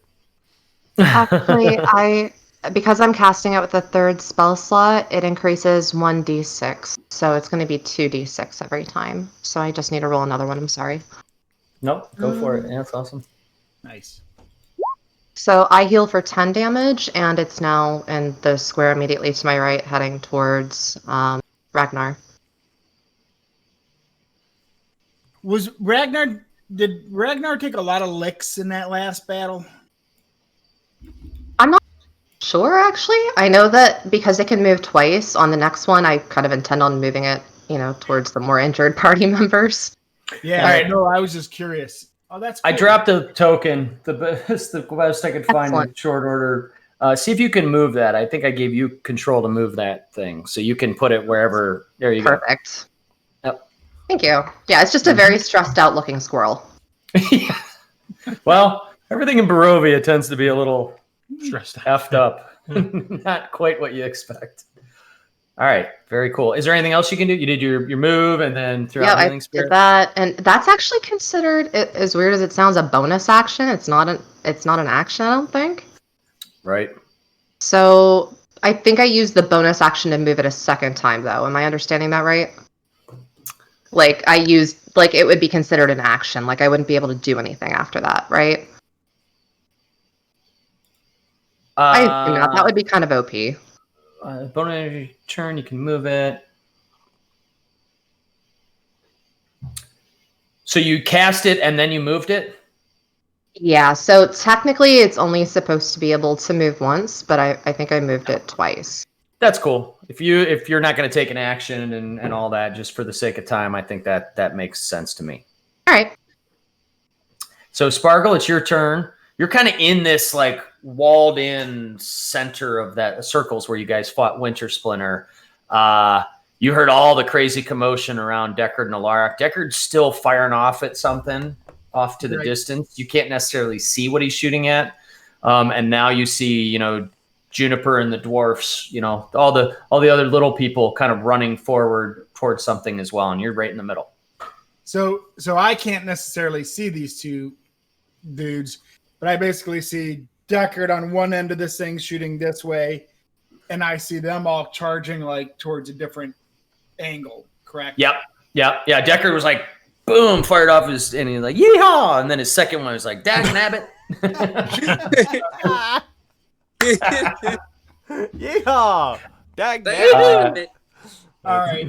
Oh shucks. I know there's no at least wabbit. 3 of them behind me, so I'm gonna do. Let's see, that's whoops. I'm gonna go piss. I should have did that before. I'm sorry. No, it's good. You got a lot of time before your turn, so we'll get this combat done pretty soon, it seems. Should have done You that. think man. that I'm far enough, Dan, from this angle that I can actually? That's the extent of my fast feet. Am I through the wall enough to actually see this guy, or am I kind of like right in it? You want me to move him out of that spot so you can see this spot better, the vacant? You're good. Tell me what you're gonna do, because if anything, you've got like a short, like half bit of wall, and you're not a tall guy. You may be shooting through like quarter cover, so to speak. Yeah, I think I'm still too far away from to do anything. Let me look at that distance and Well, distance-wise from you to but let's see. That's about. I'm gonna call that about 140, 120, 140. Yeah.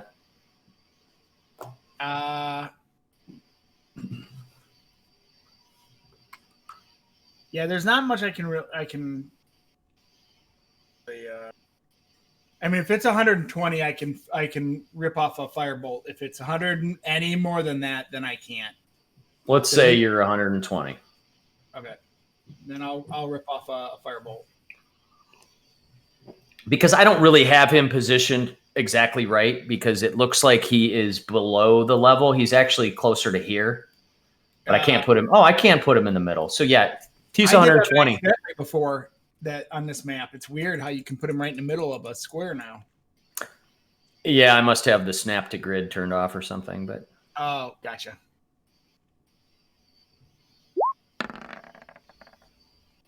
woo. Does that actually matter when you cast a spell? I was just gonna ask you that. Wait, it's got to, right? You don't just get crit stuff on melee, do you? Could crit him right in the face, right? I could nail him right with a firebolt right between the eyes. Yes. Oh yeah. No. A ranged spell attack. Is that what you're using? Firebolt. Yep. Yeah, that's a crit. Wow. So basically, I'm just doubling the dice, right? Yeah, if you're rolling, basically, if you're rolling to make an attack, right, whether it's a spell attack or weapon attack, and there's a chance to crit, and it's your same as I like to do the other stuff. It's you roll your base damage again. Got it. So I did 2d10, so I'm doing 4d10. Is that right? Okay, yeah, that works. All right, so 18 on that guy, and that is the guy that Deckard hit pretty good too, right? Yep. All right. Yeah. So he's got these. He's got this firebolt sticking in his arm, or his a crossbow bolt sticking out of his arm. And then you kind of spin around the corner. Spargle's still feet are moving real fast. He spins around and almost does a little slide move, and then arms go out as these firebolts hit this guy. He must not have been expecting an attack from that angle. And just leaves his whole side exposed so much that these firebolts just light him up. And he looks about halfway dead.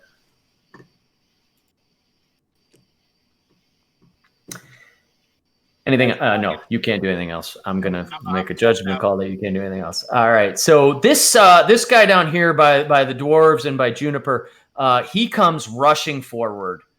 He comes charging right at Ragnar.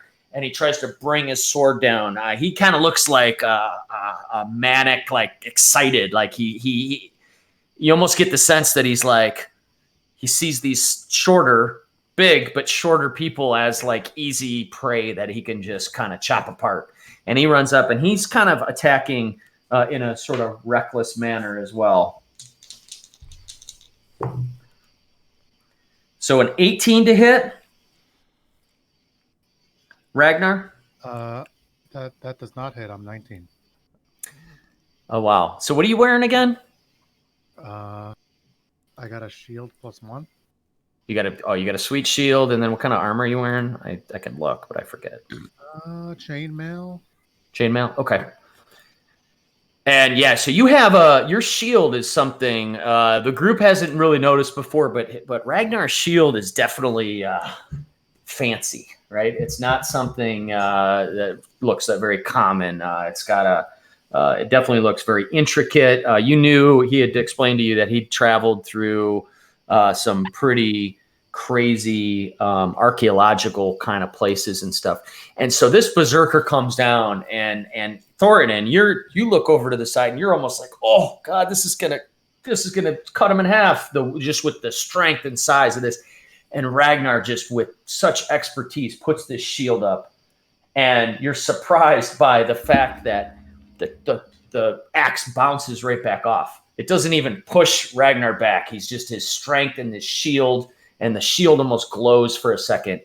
And the berserker looks surprised. He thought he had easy prey and was literally going to cut someone in half. It does nothing. I give him the middle finger. As we did that. Pull the shield back and go. You're very sturdy, lad, even for a dwarf.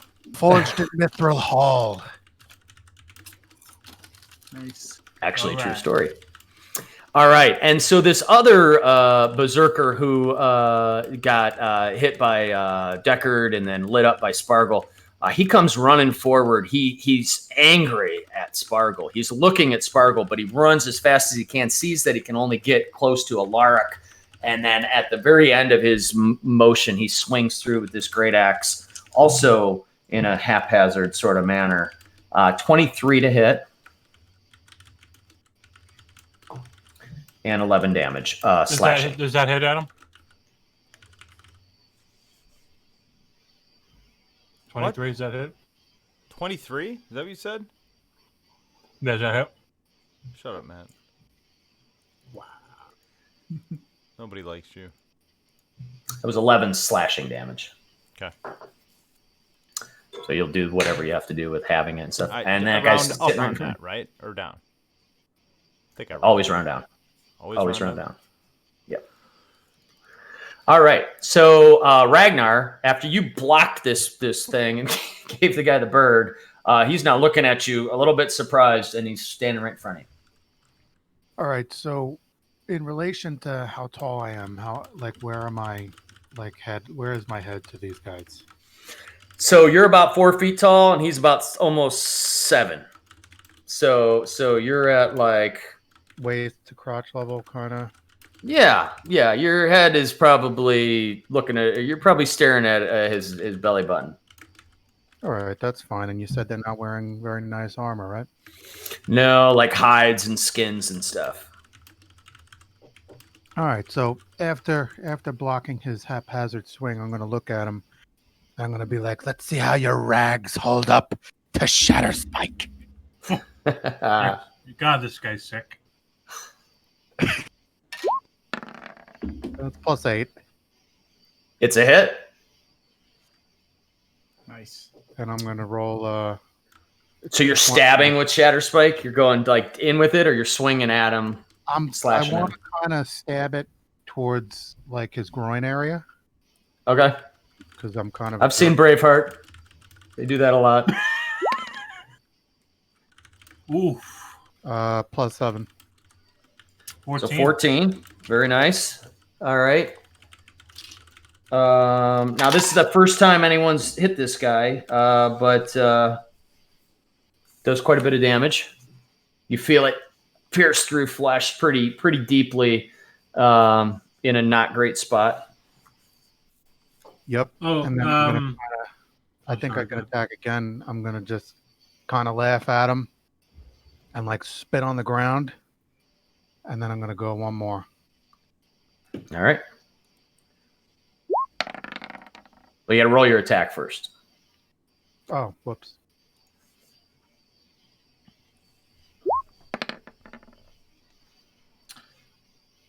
That's a That's hit. +8. So that. Yep. I get Oh the yeah. hit. Easy hit.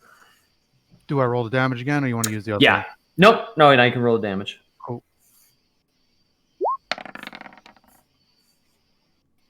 All right. So 9.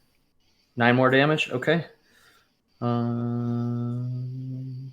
Math, carry the 1. All right, sweet. He looks about half dead now. Anything else you can do? I'm gonna just kind of take my sword and beat it angrily on my shield Nice. and just start slapping myself in the face. You guys see where I get it from now? Yeah. You think I just came up with Yeah, this shit? It's in the It blood. runs in the family. It's in the blood. He started it. I just expanded on it. That's all it is. He would- And then I feel like if Joe were in here, he's like the Raceland Magier of the whole situation. He'd be like the Yes, calm, but- cerebral. Oh, like, No. that motherfucker- On the surface, he's the craziest out of all of them.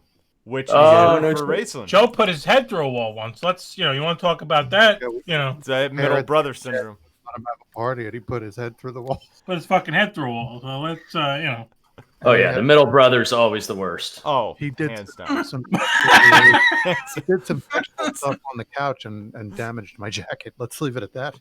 Jesus. It's also easier to say that when neither of them are here.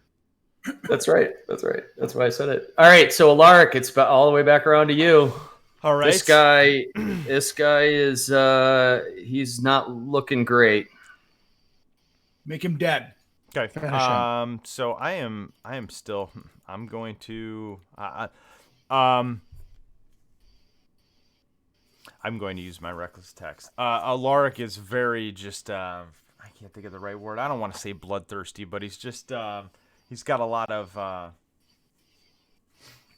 He's just really into this battle right now, So he's It's definitely like, going to. I'm not. recklessly You're not attack. raging. I'm raging. Yeah, right. You're not. I'm not in here with You guys you. are raging? No. You don't want to be here with me. All right. So.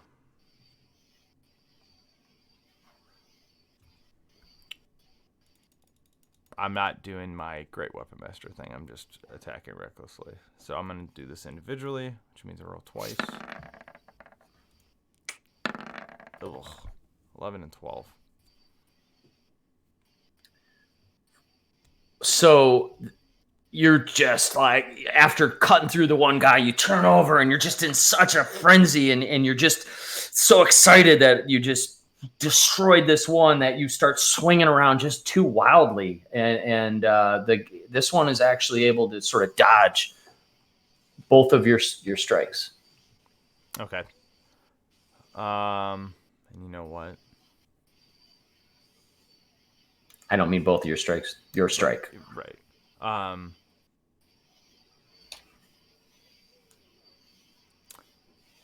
Didn't I just get attacked? You did. Yep, he hit you. Yeah. Well, I guess he hit me, so I guess it doesn't matter, but you should have had advantage on that roll. Because I did. Oh, you did? I took it. Oh. You also, I mean, I don't, not to break the fourth wall, but he's attacking recklessly, so you had advantage regardless of whether you attacked recklessly. I was just like, okay. some fucking infinite binary loop. Yeah, right. All right. Okay. I just want to make sure I wasn't cheating the system. Okay, so I'm going to take my extra attack then.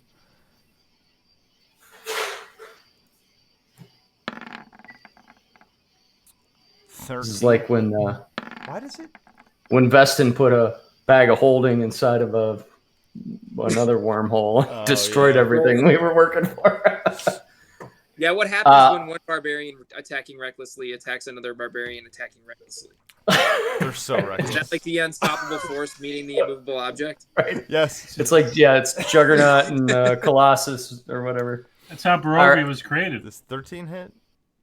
13 hits. Oh, okay. So I figured out the math. Got it. Yeah. So in case anybody hasn't caught on, they have 13 AC. Got it. Some raging. Oh yeah, that's right. Veston, not Veston. The other. What was your roll? Bard. Roland. So 10 damage. 10 damage. Okay. Yeah, that one sinks in really hard. Like, so you whiff completely on the first one just because he's also moving around so crazily and you're moving around crazily, and it's just like a drunken, alley bar fight at this point. But this next one connects, and he's not looking good at all. He's kind of favoring one arm, even though he's got this two-handed axe. You can tell he's really supporting it with his right arm. His left arm's barely functional. Okay. Are you done? No.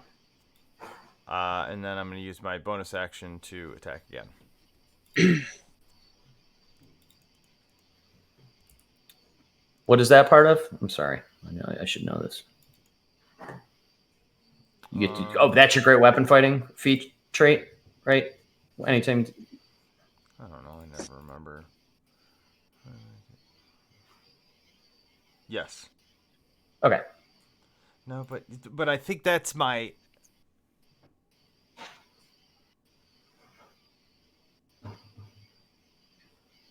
I think that's where I have. So I get that from the Great Weapon Master, but I also get that from something else. Frenzy? Frenzy. Well, when a frenzy, you can make a single one as a bonus on each of your turns. Yeah. So it sounds good. Yeah, it's the same thing. It's stupid. No, that's good. Take an attack.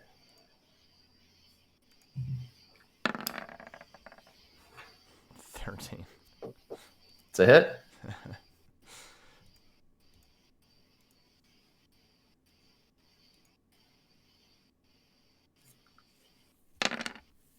13 damage. Lots of 13s for me. 13 damage. Okay. At this point, his great axe kind of drops to the side. He's unable to kind of like hold it up really well. You've just thrown this barrage of attacks on his upper abdomen. He grabs it with both hands and starts to try to lift it up, but he looks like he can hardly keep himself up. Deckard, it's your turn. You load up my slow iPad here.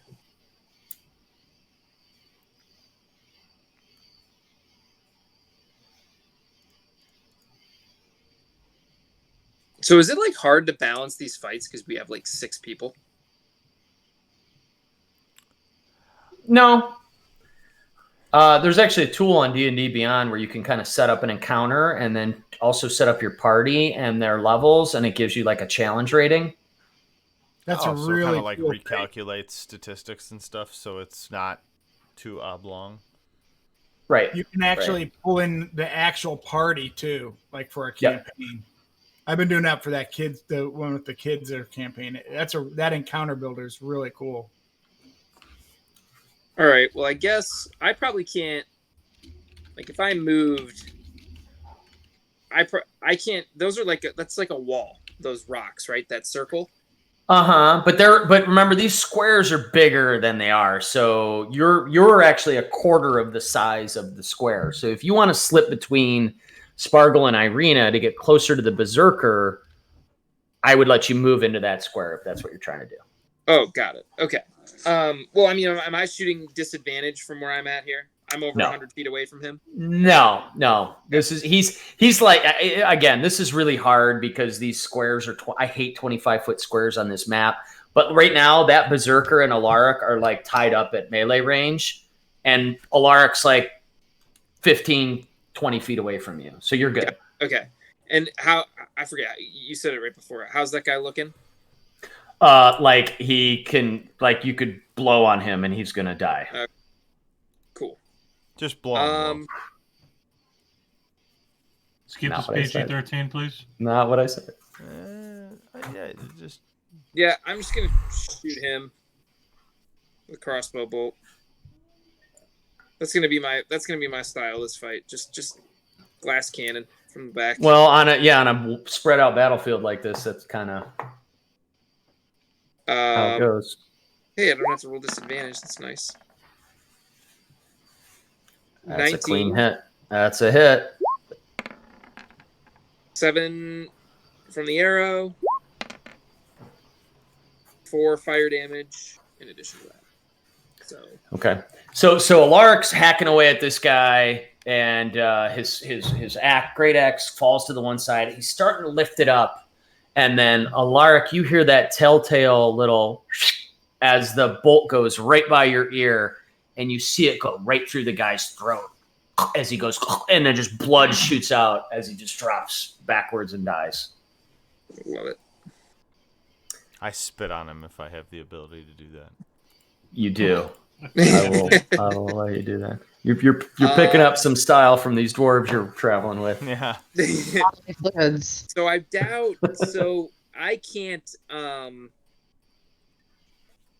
Like if I wanted to go in here, I probably can't move that far. Can I? Where I just moved to? I can move 40 feet. Yeah, maybe there, maybe there for sure. You're good. And so this dog thing down here, or no, that's hers. This other dude here. This Yep. barbarian. Somehow- How far away is he?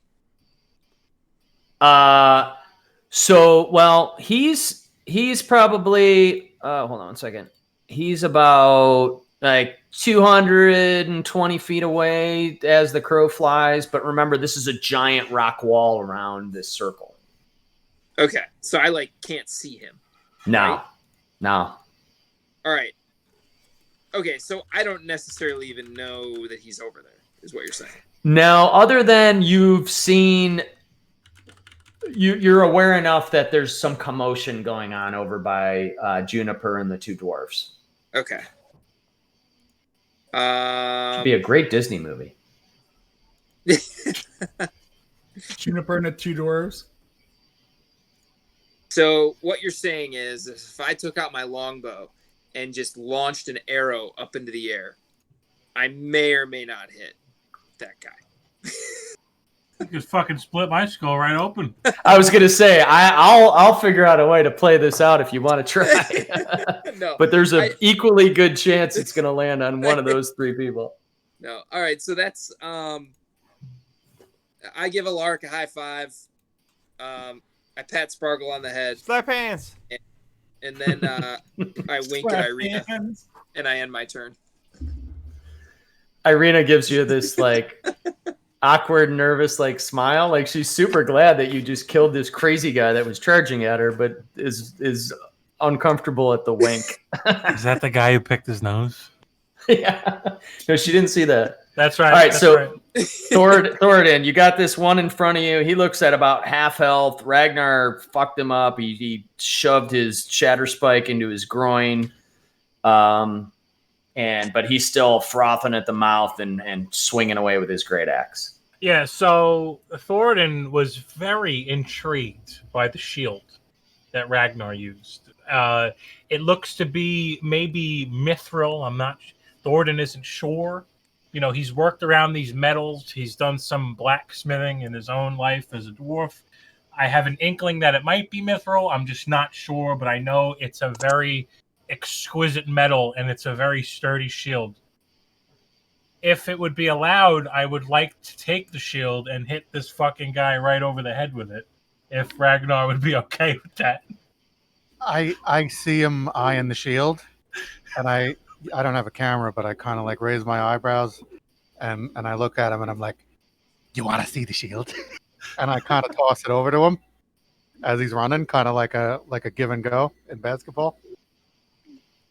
Yeah, so I just want to catch it and then like a quick like alley oop, just smash it right over the fucking head of this cracked out ginger barbarian. Right. All right. Fell swoop. All right. So I like it. That's what Okay. happened. So Ragnar sees you looking over, and he kind of makes this look and hands it to you. And in one motion, go ahead and make your attack roll. This is like All an right. improvised weapon attack. Yeah, so he knows what I want to do with it. He's very cognizant that he's getting hit over the fucking head. 19.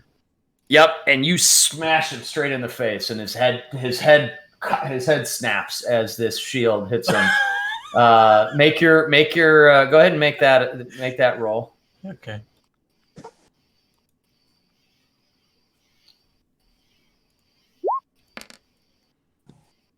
Seven. Nice. All right, and it in as you do, you see a couple of his teeth knock out when the teeth, shield you hits say. him in the face, and he looks at you and he looks super angry right now. I'm also gonna say, Deckard, you still have one. Thoradin, I will get you, Thoradin or Ragnar, whichever one of you wants, take an inspiration die for that. Just Sal, mark you it could down. have it. Yeah, you could get it, Sal.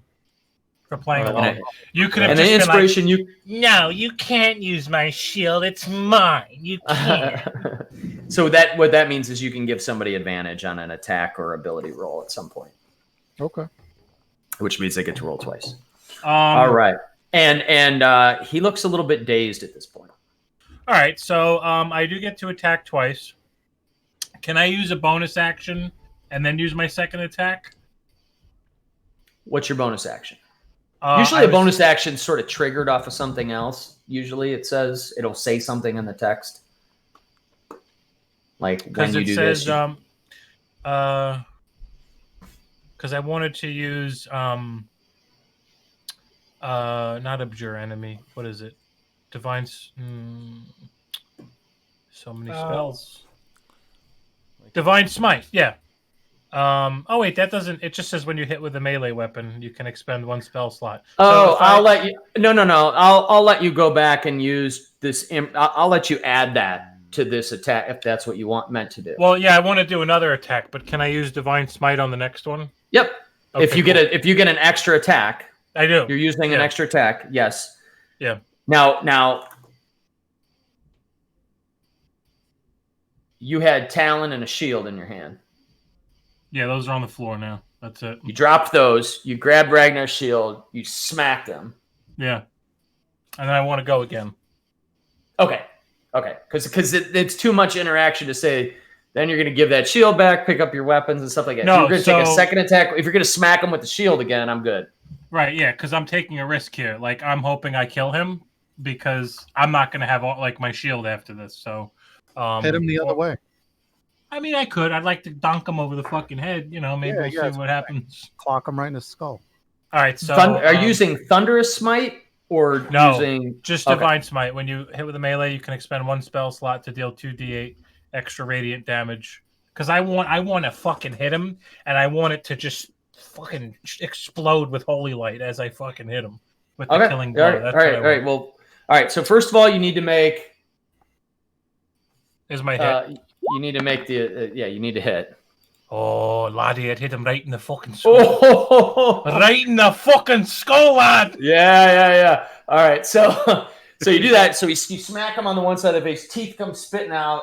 And then you bring the shield up to go down on the top of his head, which is your height. I mean, you're hitting him kind of, he's started to bow, kind of drop down. And now you got an advantage to kind of smack him on the head. And you do, you land it straight on the top of his head as he's starting to like fall forward. So roll your that damage and roll it that again. And then roll your Divine Smite, which is your 2d8. Oh, wait. But you have to expend a spell slot if you're going to... Yep, that is correct. Yep. Okay. Which I believe I have plenty. Yeah, I'm good. Okay. He's got 7 hit points left. So, okay. I wanted to tell you that. So yeah, you bring it down. So Ragnar, you see this and you're like, all right, here's the shield. He smacks him on the one side of the face. Teeth come falling out. He starts to dip down. He dips down just enough to get to the height that Thoradin takes his shield and just smashes him over the top of the head. You guys see that flash. It's almost like a plane. I think of it as it goes out like a plane, this white light of just, and you see this guy's just fucking back of his head's kind of like bust open as he just falls forward to the ground. And he's also lifeless. So I take the shield and I flip it over and I say, "Oh, not even a dent, lad." And I throw it right back to him. And I say, "Don't fuck with the light, because the light will fuck with you." And now it's completely silent around here. You look behind you, and that tree, the big, crazy black dead tree that Juniper was talking to, is roaring flames now. It's just burning to the ground. Time to go. Somehow the squirrel looks extra stressed. He has been given pause. But if you guys want to move towards him, you can still get healed up a little bit here, right? Punch. Yeah. We haven't heard from Stinkbag in a while. Oh man. I know. There's a little bit more to that, but yeah, I've had him and you haven't seen him in a while. All right. So Amber, that goes for like 10 minutes, right? Yeah. I think. Let me check. So now that we're out of combat, I would say if you guys want to kind of gather around, if Juniper's sort of suggesting this and explaining to you what this little squirrel creature does, you can all rally around and take advantage of the heals. You know what? I think I lied. It says concentration up to 1 minute, so no. Oh, 1 minute. So that would have been 10 rounds of combat, which we've only gone through a few. So, what I would say is that Thoradin and Ragnar can take advantage of it as much as they need to. Yeah. Or take a hit of it. Yeah, I would have 3 expenditures of it left with 2d6 at each expenditure. And if you're both on the same tile, you can both do all 3. Puff, puff, give. Same. Well, we're not on the same tile, and I don't want to be. Well, I think what she's saying is she can move it like right here in between you guys, and you guys both get 2d6 healed. I get 3 hits. All right, cool. So 2d6, you said? Yeah, I'm good with that. Just take that, and then it disappears. All right, cool. I'll take that. I think I'm already at full health.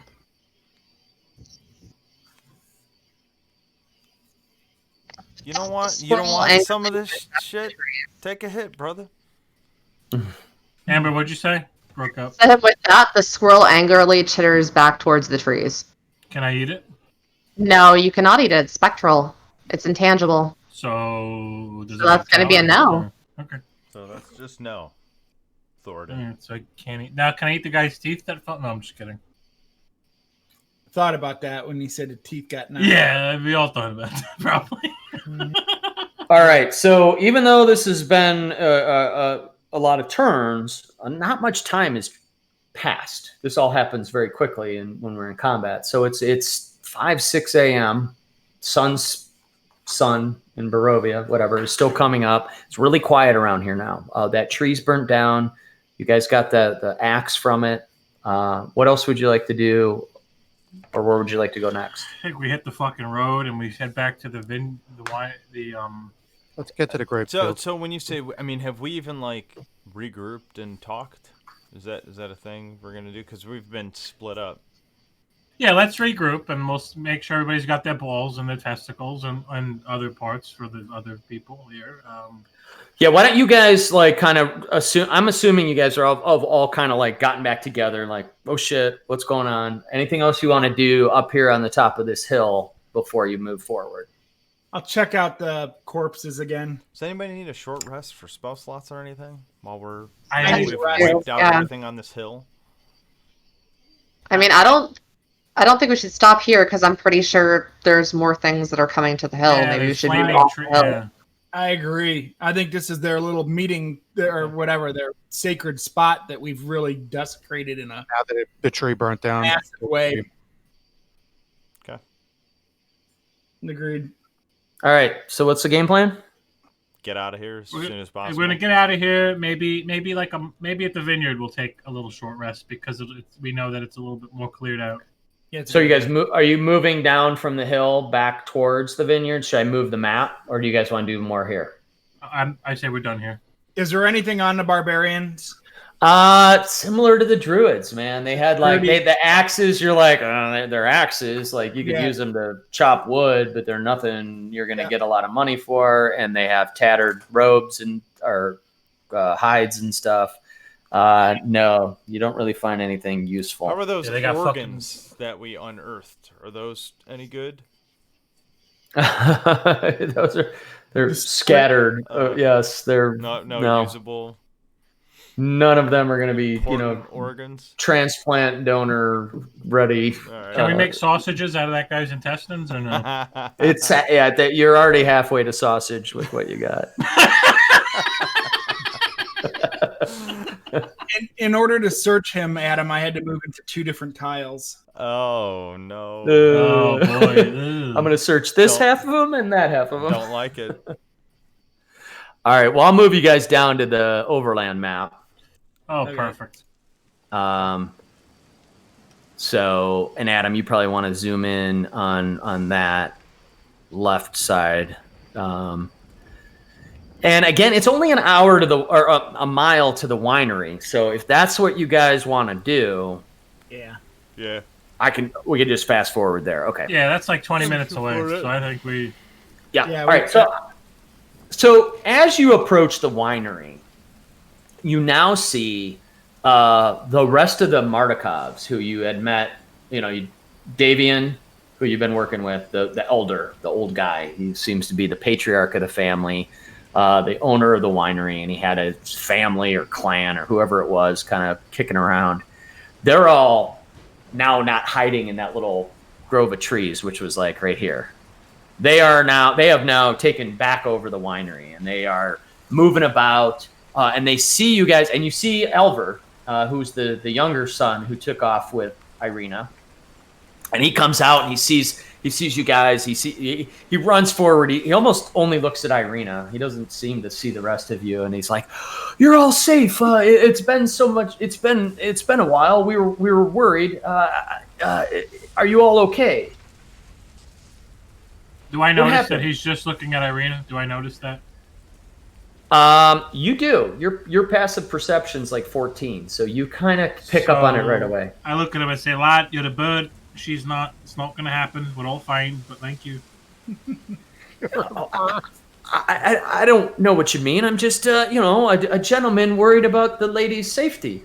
Right. Okay. What do you think of this? And I pull out this fucking green thing, the gem. Fucking. his eyes go wide, and Davian actually pushes him out of the way, and he goes, "You did it! You did it! You got it back!" He goes, "It was our last gem.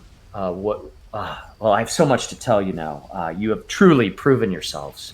And then as he's starting to explain, he looks down at Juniper and he goes, "What is that?" Juniper goes, "Who even are you?"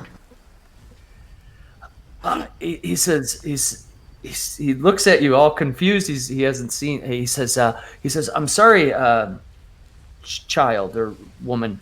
I am Davian Mardukov, the owner of the winery here.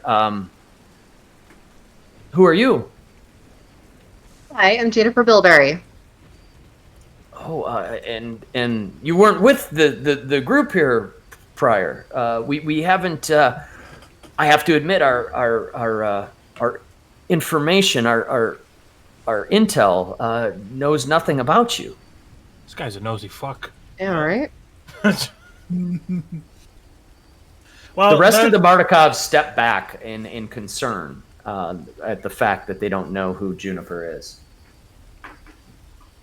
Well, bird person, she's a friend of ours, and we met her on the road, and she proved very useful in frying some of these druids and their friends into pieces. Juniper's Well, just quietly bristling in the background. well, I mean no disrespect, little lady. If they vouch for you, I think this group here has definitely proven themselves. You are now all considered trusted alliance of our order and our people. There's so much I have to tell you, but we don't have time. As you know, it's about 6 a.m. He says, "My brother, Erwin, who you've met, not brother, it's his son. My son, Erwin, is desperate to get wine returned to him before he faces the wrath and uncomfortableness of the Baron of Valaki. His next ridiculous festival is tomorrow. We don't have much time to get the wine back. Unfortunately, as you all know, these vile tree people came in and poisoned most of the wine. We have some bottled that's safe, maybe enough that you can get there to Valaki quickly, but probably not enough." Can I can purify food and drink, good sir. If you have enough wine, I can get it fixed. Oh, what you can? How can you? What do you mean? We have the large fermenting vats full. We have enough to fill many casks, but the druids poured poison into it. There's nothing we can do. So I reach in my sack and I pull out Your shaft. I pull out my these scrolls of purify food and drink, and I show the Birdman. I unroll the scroll and I show him, and I say, "Does this make any sense to you, my avian friend?" He says, I don't know how you came upon them, but we did send for we sent for those from Kresk, but the birds never returned. Well, I think somebody murdered your bird friends because we found it on a corpse in the woods. Well, it's a shame to lose more good scouts. Times are tough for our scouts, especially when warlocks are in the. I don't know. I'm just kidding. He says, but that may work. The problem is, he says that'll work. He says, "Let's run. Let's go. Let's get in there." And he starts running into the winery towards the big fermenting vats, and assuming that you're going to follow him. Oh, wait a second, Davian. I got a quick question. Where could I take a big shit? I have to use the bathroom. So he does point to the fact that they have a. I'll move us. So back to the winery. Off to the west here, they have a wonderful outhouse that you can go to. Oh, I'm hitting that. All right, so he sends you to the outhouse as the rest of the group kind of circles around the vats, I guess. House near a kitchen? Is that what that Yeah. is? Right there at the bottom by the stairs? No, Looks like there's a no- table. I don't think there's a kitchen. Oh. So there's no food in this winery, there's just wine. They don't have any like cheese or anything else edible. Is this you or is this Juniper? Because Well, that's this the isn't words. this isn't Soho, but they do have some food and stuff. They've got some bread and some wolf steaks and some beetroot. Juniper inquires about the food situation while he's going to the bathroom. That He sounds says, about right. yeah. I mean, we've been working towards restoring, the winery to full functionality, but we definitely have some food that we can share. You do look rather hungry, my lady. And he starts snapping to his younger sons who are around, and they go rushing off, and shortly come back with some food. It's nothing fancy. It's not hot, but it's fresh. Charcuterie. Right, charcuterie board. All right, so you guys are kind of all around there. Thoradin, you're done with your poop. Yep. So Davian is.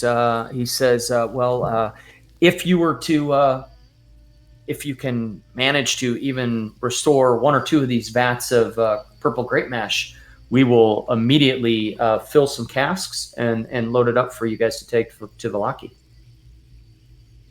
Yeah, it's gathered up all the wine we can, all the jugs and and we'll use the scrolls to purify all the wine. So he says, great, and he starts snapping, and birds, ravens that are up on the balconies as they've been in this place, fly down, and several of them, as they're flying down, transform into humans, and sort of land as they're transforming on the ground, and they start bustling around. They're rolling barrels around. You hear the loading dock open up. And then what are you going to do? Are you going to use the scroll? Yeah, once we've gathered up all the bad wine in close of a radius as possible, because it's a 5-foot radius. Okay. So, which you can actually stand between two fermenting vats. Right, that's what I was kind of thinking. Yeah. I would say you can nail it. So I would stand like right over here, if you could imagine, between these two vats, and whatever barrels they had moved maybe close to this, imagining in a 5-foot radius, and then I would cast the spell from the scroll. All non-magical food and drink is purified and rendered free of poison and disease. You're good. Yeah. So you consume the scroll. It's gone now. You have to remove it. Yeah. But as you read it, and you've kind of you feel the spiritual sort of divine energy come through the reading of the scroll, and the liquid itself starts to like simmer or bubble for a split second, and you all see this greenish gray just mist come up out of it and then just dissipate up in the air.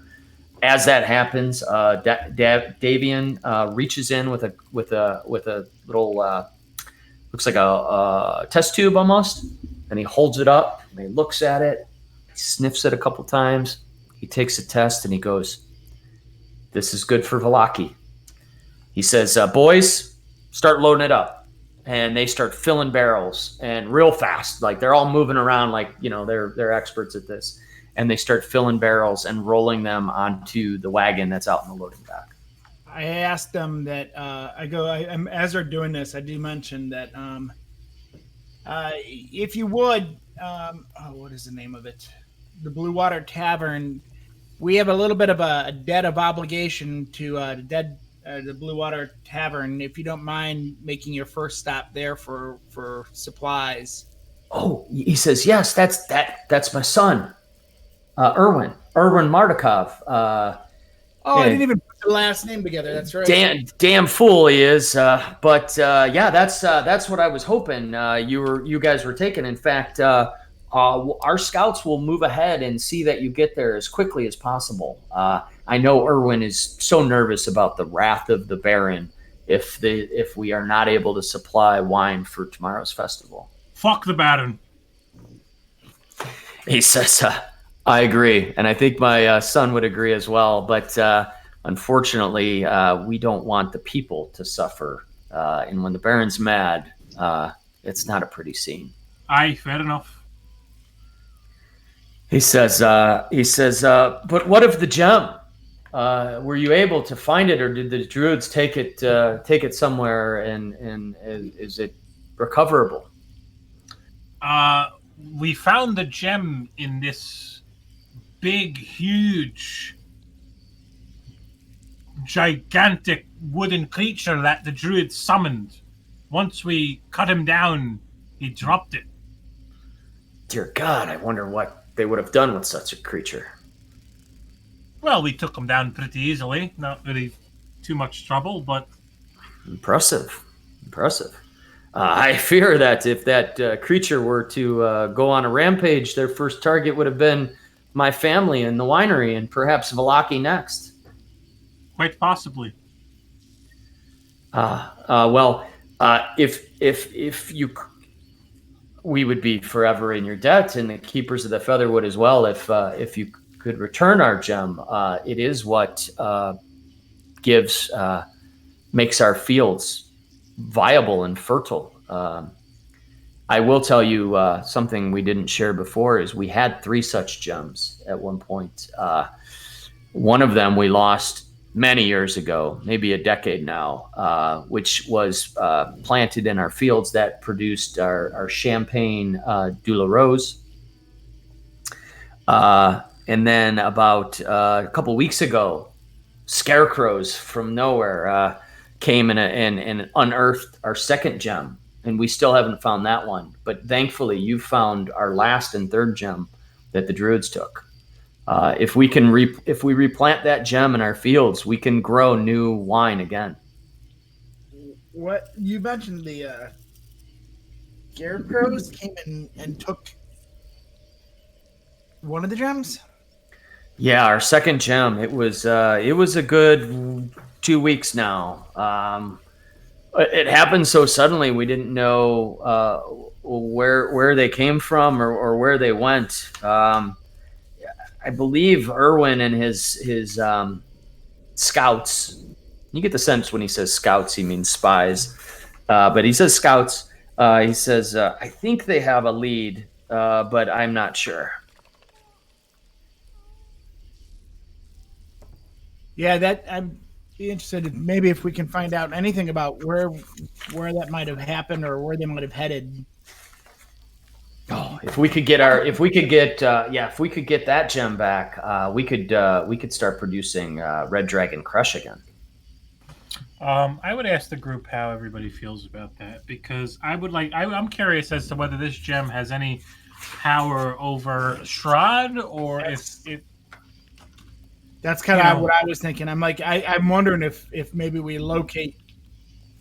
I don't know. Let's. I mean, I'm intrigued as well. Maybe we should talk while we take a rest. I think I can think of an alternative. I have a spell that lets me, if I sit there for 8 hours, enrich the land and increase harvests for up to a year. Maybe I can do that for them, and we can hold on to the gem. Oh crap, that's huge. So maybe we should be totally transparent with these ornithological misfits and just kind of like just tell them, listen, we think this gem has some power over Strahd, and if anyone in this land is interested in getting rid of Strahd, it might be in their best interest to see if this gem can sway, hold some power over Strahd. And, we don't mind having our new friend Juniper, enriching their land so they can get all their crops back in their business. Is that what you're saying? Are you talking to your friends? Or are you saying that that's what I'm saying to the group. That's me to the group. I think it's worth a discussion with them. They seem like they're more than just a winery, you know, and they're with the keeper of the feather. And I think that the goals of working against what's going on here kind of align with ours. So I like your idea. I think we could talk with them openly about it. Also, it's Yeah. the last gem, and they don't seem to be able to protect themselves very well. So That's true too. it gets stolen again once we give it back to them. Right, like It's- they lose their fucking gem all the time, apparently. And I don't think that they've seen the last of any of those things. You know, just because we fought some on the hill and some that came out of the woods doesn't mean that's the end of them. Yeah, know. so I'm comfortable asking Davian straight up, like, do you know what relationship Strahd has with this gem, or why he might want it? What is his? So I would ask that. I would literally ask Davian then. Oh, he says, funny enough, Strahd was at some point in our history a customer and appreciated the wine that we produced. So I don't know that he's interested in it as much as his followers seem to use it as a source of power to twist into whatever evil schemes they had. Did you say, Spargle, you had mentioned that it had like life-giving properties, which are kind of the opposite of what this fucking place is. Right. Everything that's- kind of exudes death. And Undead Right, doesn't and really like life-giving stuff. so like maybe Strahd wants to hide all these gems as much. I mean, it gave life to that fucking wicker creature. Golem. he golem was thing. there too, right? When they gave birth to this wicker, whatever, the big mud creature, dirt beast, or whatever you called it. Strahd was there. And they seem to be doing it in honor of Strahd, or at least in some way or shape or form. And, you know, he was involved in that. So I agree with you. I think he may be part of, you know, getting these gems, collecting these gems, putting them in other people's hands to use them in twisted ways, which seems right along with Strahd. Yeah, so I mean, what I would suggest to the group then is, you know, we make a deal with Davian and we say, we're going to hold on to the gem. We will have Juniper cast a spell to make sure all your crops are good for a year. If we can eliminate Strahd and defeat him, maybe using this gem and get rid of him, we will happily return the gem, and everyone lives happily ever after. That would be my suggestion to the group if they want to go ahead with that. Good to I me. think- It's fine with me. I think the gem, is going to do much more for us, maybe in defeating Strahd or whatever, having a role to play in that, than fucking growing more wine for these assholes. Mhm. And Davian, he doesn't hear me say that, Davian. No, so okay, so you guys have kind of sidebarred. What do you say to him then? All right. Who actually has the gem in their hand? I think Thoradin does. Yeah. You do? Yeah. Okay. So Davian, let me propose something to you. We believe that this gem has some powers over Strahd, and we can defeat him using this gem. We believe that. So we want to use it and hold on to it. In the meantime, we'll have Juniper here, and I gesture towards her, and she walks forward. She has the power to restore your lands using some of her magical powers. We will have her do that if we can use the gem. And if we defeat Strahd and everybody lives fucking happily ever after, we'll bring back the gem. I don't know of the magic that you profess that this little one can do. It is our gem, and thought that you would return it, but I do understand your objective, and it does align with the Keepers of the Feather. My preference would have, of course, been to have my possession returned to me and restore the winery, but I'm willing to try this plan and see what magics this small woman can do on our soil. I feel we'll be working together quite closely. And should this magic not create an environment to restart our business and start growing new wine, I hope that you would be open to then returning the gem. Aye, that's reasonable. That's reasonable. I would think it'd be safe to be assumed too that if we were able to, in some way, defeat Strahd, you may not need the gem or gems, moving forward, but we'd be willing to return it at that point too. Agreed. That is certainly the ideal outcome. If you feel, I don't know what the gem can do for you against our fight against Strahd, but I'm good with these terms. If you have magics that you feel can help us start growing wine again. Juniper, do you have any sort of spells that are instantaneous that can kind of, be like a display to this bird fucker that, you can do what you say you do? I'm so glad that you asked. So Juniper takes everybody outside, and she reaches into her pouch, and she grabs a bean. And she takes the bean, and she puts it into the ground, and she covers it up. And then, Dan, I think you need to roll. Or I actually get to pick if you want. It's my magic beans. Yeah, you can. I'll let you roll. Oh, let's hope this fucking works. Yeah. Oh, boy. Franks and beans. Franks and beans! I forget, what is that? What do I roll? D100. Yeah, something about Mary. Oh, yeah. D100. Yeah. This is Crocus territory now. All right. 78. All right. Oh, this is perfect. All right. Okay. So as Juniper does this, and she pulls out this strange this bag of beans and plants one in the ground. The Mardikovs are all standing around. Now you even see birds just coming out of the trees, and they're all like, there's just like everybody's like intrigued by what's happening. And this bean goes into the ground. And the ground is like terrible here. The soil is like moon, lunar kind of surface with It's like garbage fucking juice. Yeah, it's rocky, and you're like, nothing can grow in here. Garbage juice. And do you want to? Let me just roll. Maggots. Garbage juice is the worst, man. It is. It's the worst.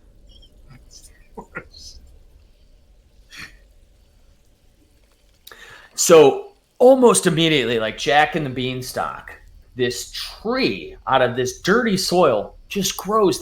It looks like a apple tree, for lack of better description, and it's growing right in front of you guys. The Mardikovs are standing back in awe. The birds are doing that, and as the tree's growing, you even see these beautiful fruits popping out. They don't look like any fruit you've ever seen before. They're like, I don't know, like the Ulysses, like if you've ever read old Greek mythology, and they got the magical fruits that they're just like a combination of like a citrusy and an apple kind of thing, and they're real big. And one of the younger Mardikovs pops one off, and the elders are sort of like, wait, as he breaks it open, and you just see this beautiful like fruit with like juice coming out, and he actually just bites right into it, and he's got this huge smile on his face as everybody else looks around, and he looks extremely healthy. He looks almost like invigorated, like he just had a shot of energy drink or something. Ambrosia. Yeah, the ambrosia. Thank you. So Juniper could have did that the whole time. Not exactly. I just got the perfect roll on that. You could have made apple fruits for us the whole time, and you didn't do that. We were busy fighting tree monsters. Yeah, I mean, I helped, right? You had two And pairs Alaric's of gloves brothers. on the whole I time. did some running. Yeah. And all my Alright, all my well. undead brothers.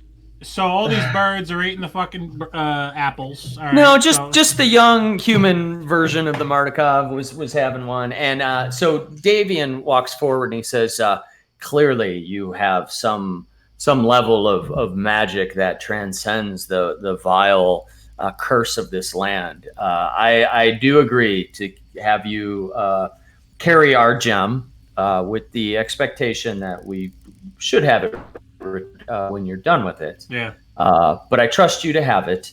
What other magic can you provide for us to be able to start resuming our operation?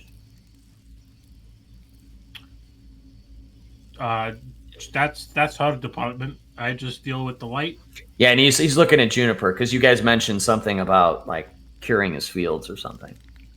Yeah, so, if we all wanted to take a nice long rest here for about 8 hours, I could hang out in the garden out here, and 8 hours later, you'll have double the amount of crop you should have from here for the next year. What do you think of that, Davian? Huh? You hear that, lad? He says, "Well, you've proven your ability, and that sounds good. My only concern is getting this wine to my son before the festival." Oh. How far away is it? Oh God, sorry. You guys are about 4 miles away from Valaki. Oh, that's like an hour. Come on. Wait, so just out of curiosity, we're only 4 miles away from Valaki, and it's got to be there like basically in a few hours. Oh, tomorrow, right? Yeah, well, you're early in the morning, and it's the next day, so it's like 7 a.m. And by the tomorrow morning, they're going to start the festival activity. Plenty of time. Erwin probably wants the wine this evening. We could get a good start. I mean, we could leave tonight. I mean, how big are these birds? I mean, they can't tie a couple of fucking birds together with a couple of jugs and fly them over. I mean, come on.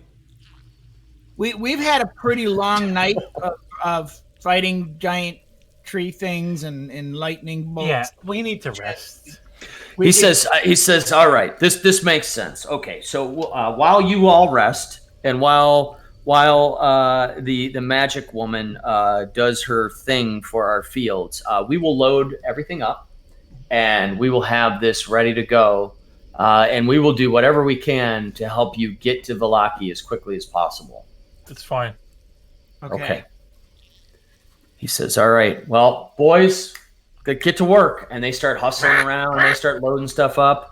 And you guys can take a short rest or a long rest. And Juniper will do her magical ritual. And that's where we'll call it a session. We'll pick up next time with the ritual completing. Hopefully the wine all loaded up in the wagons. And you guys are going to need to figure out a way to get to Valaki if that's your goal, I would recommend getting to Valaki as quickly as you can. And the Sun Festival's the next day.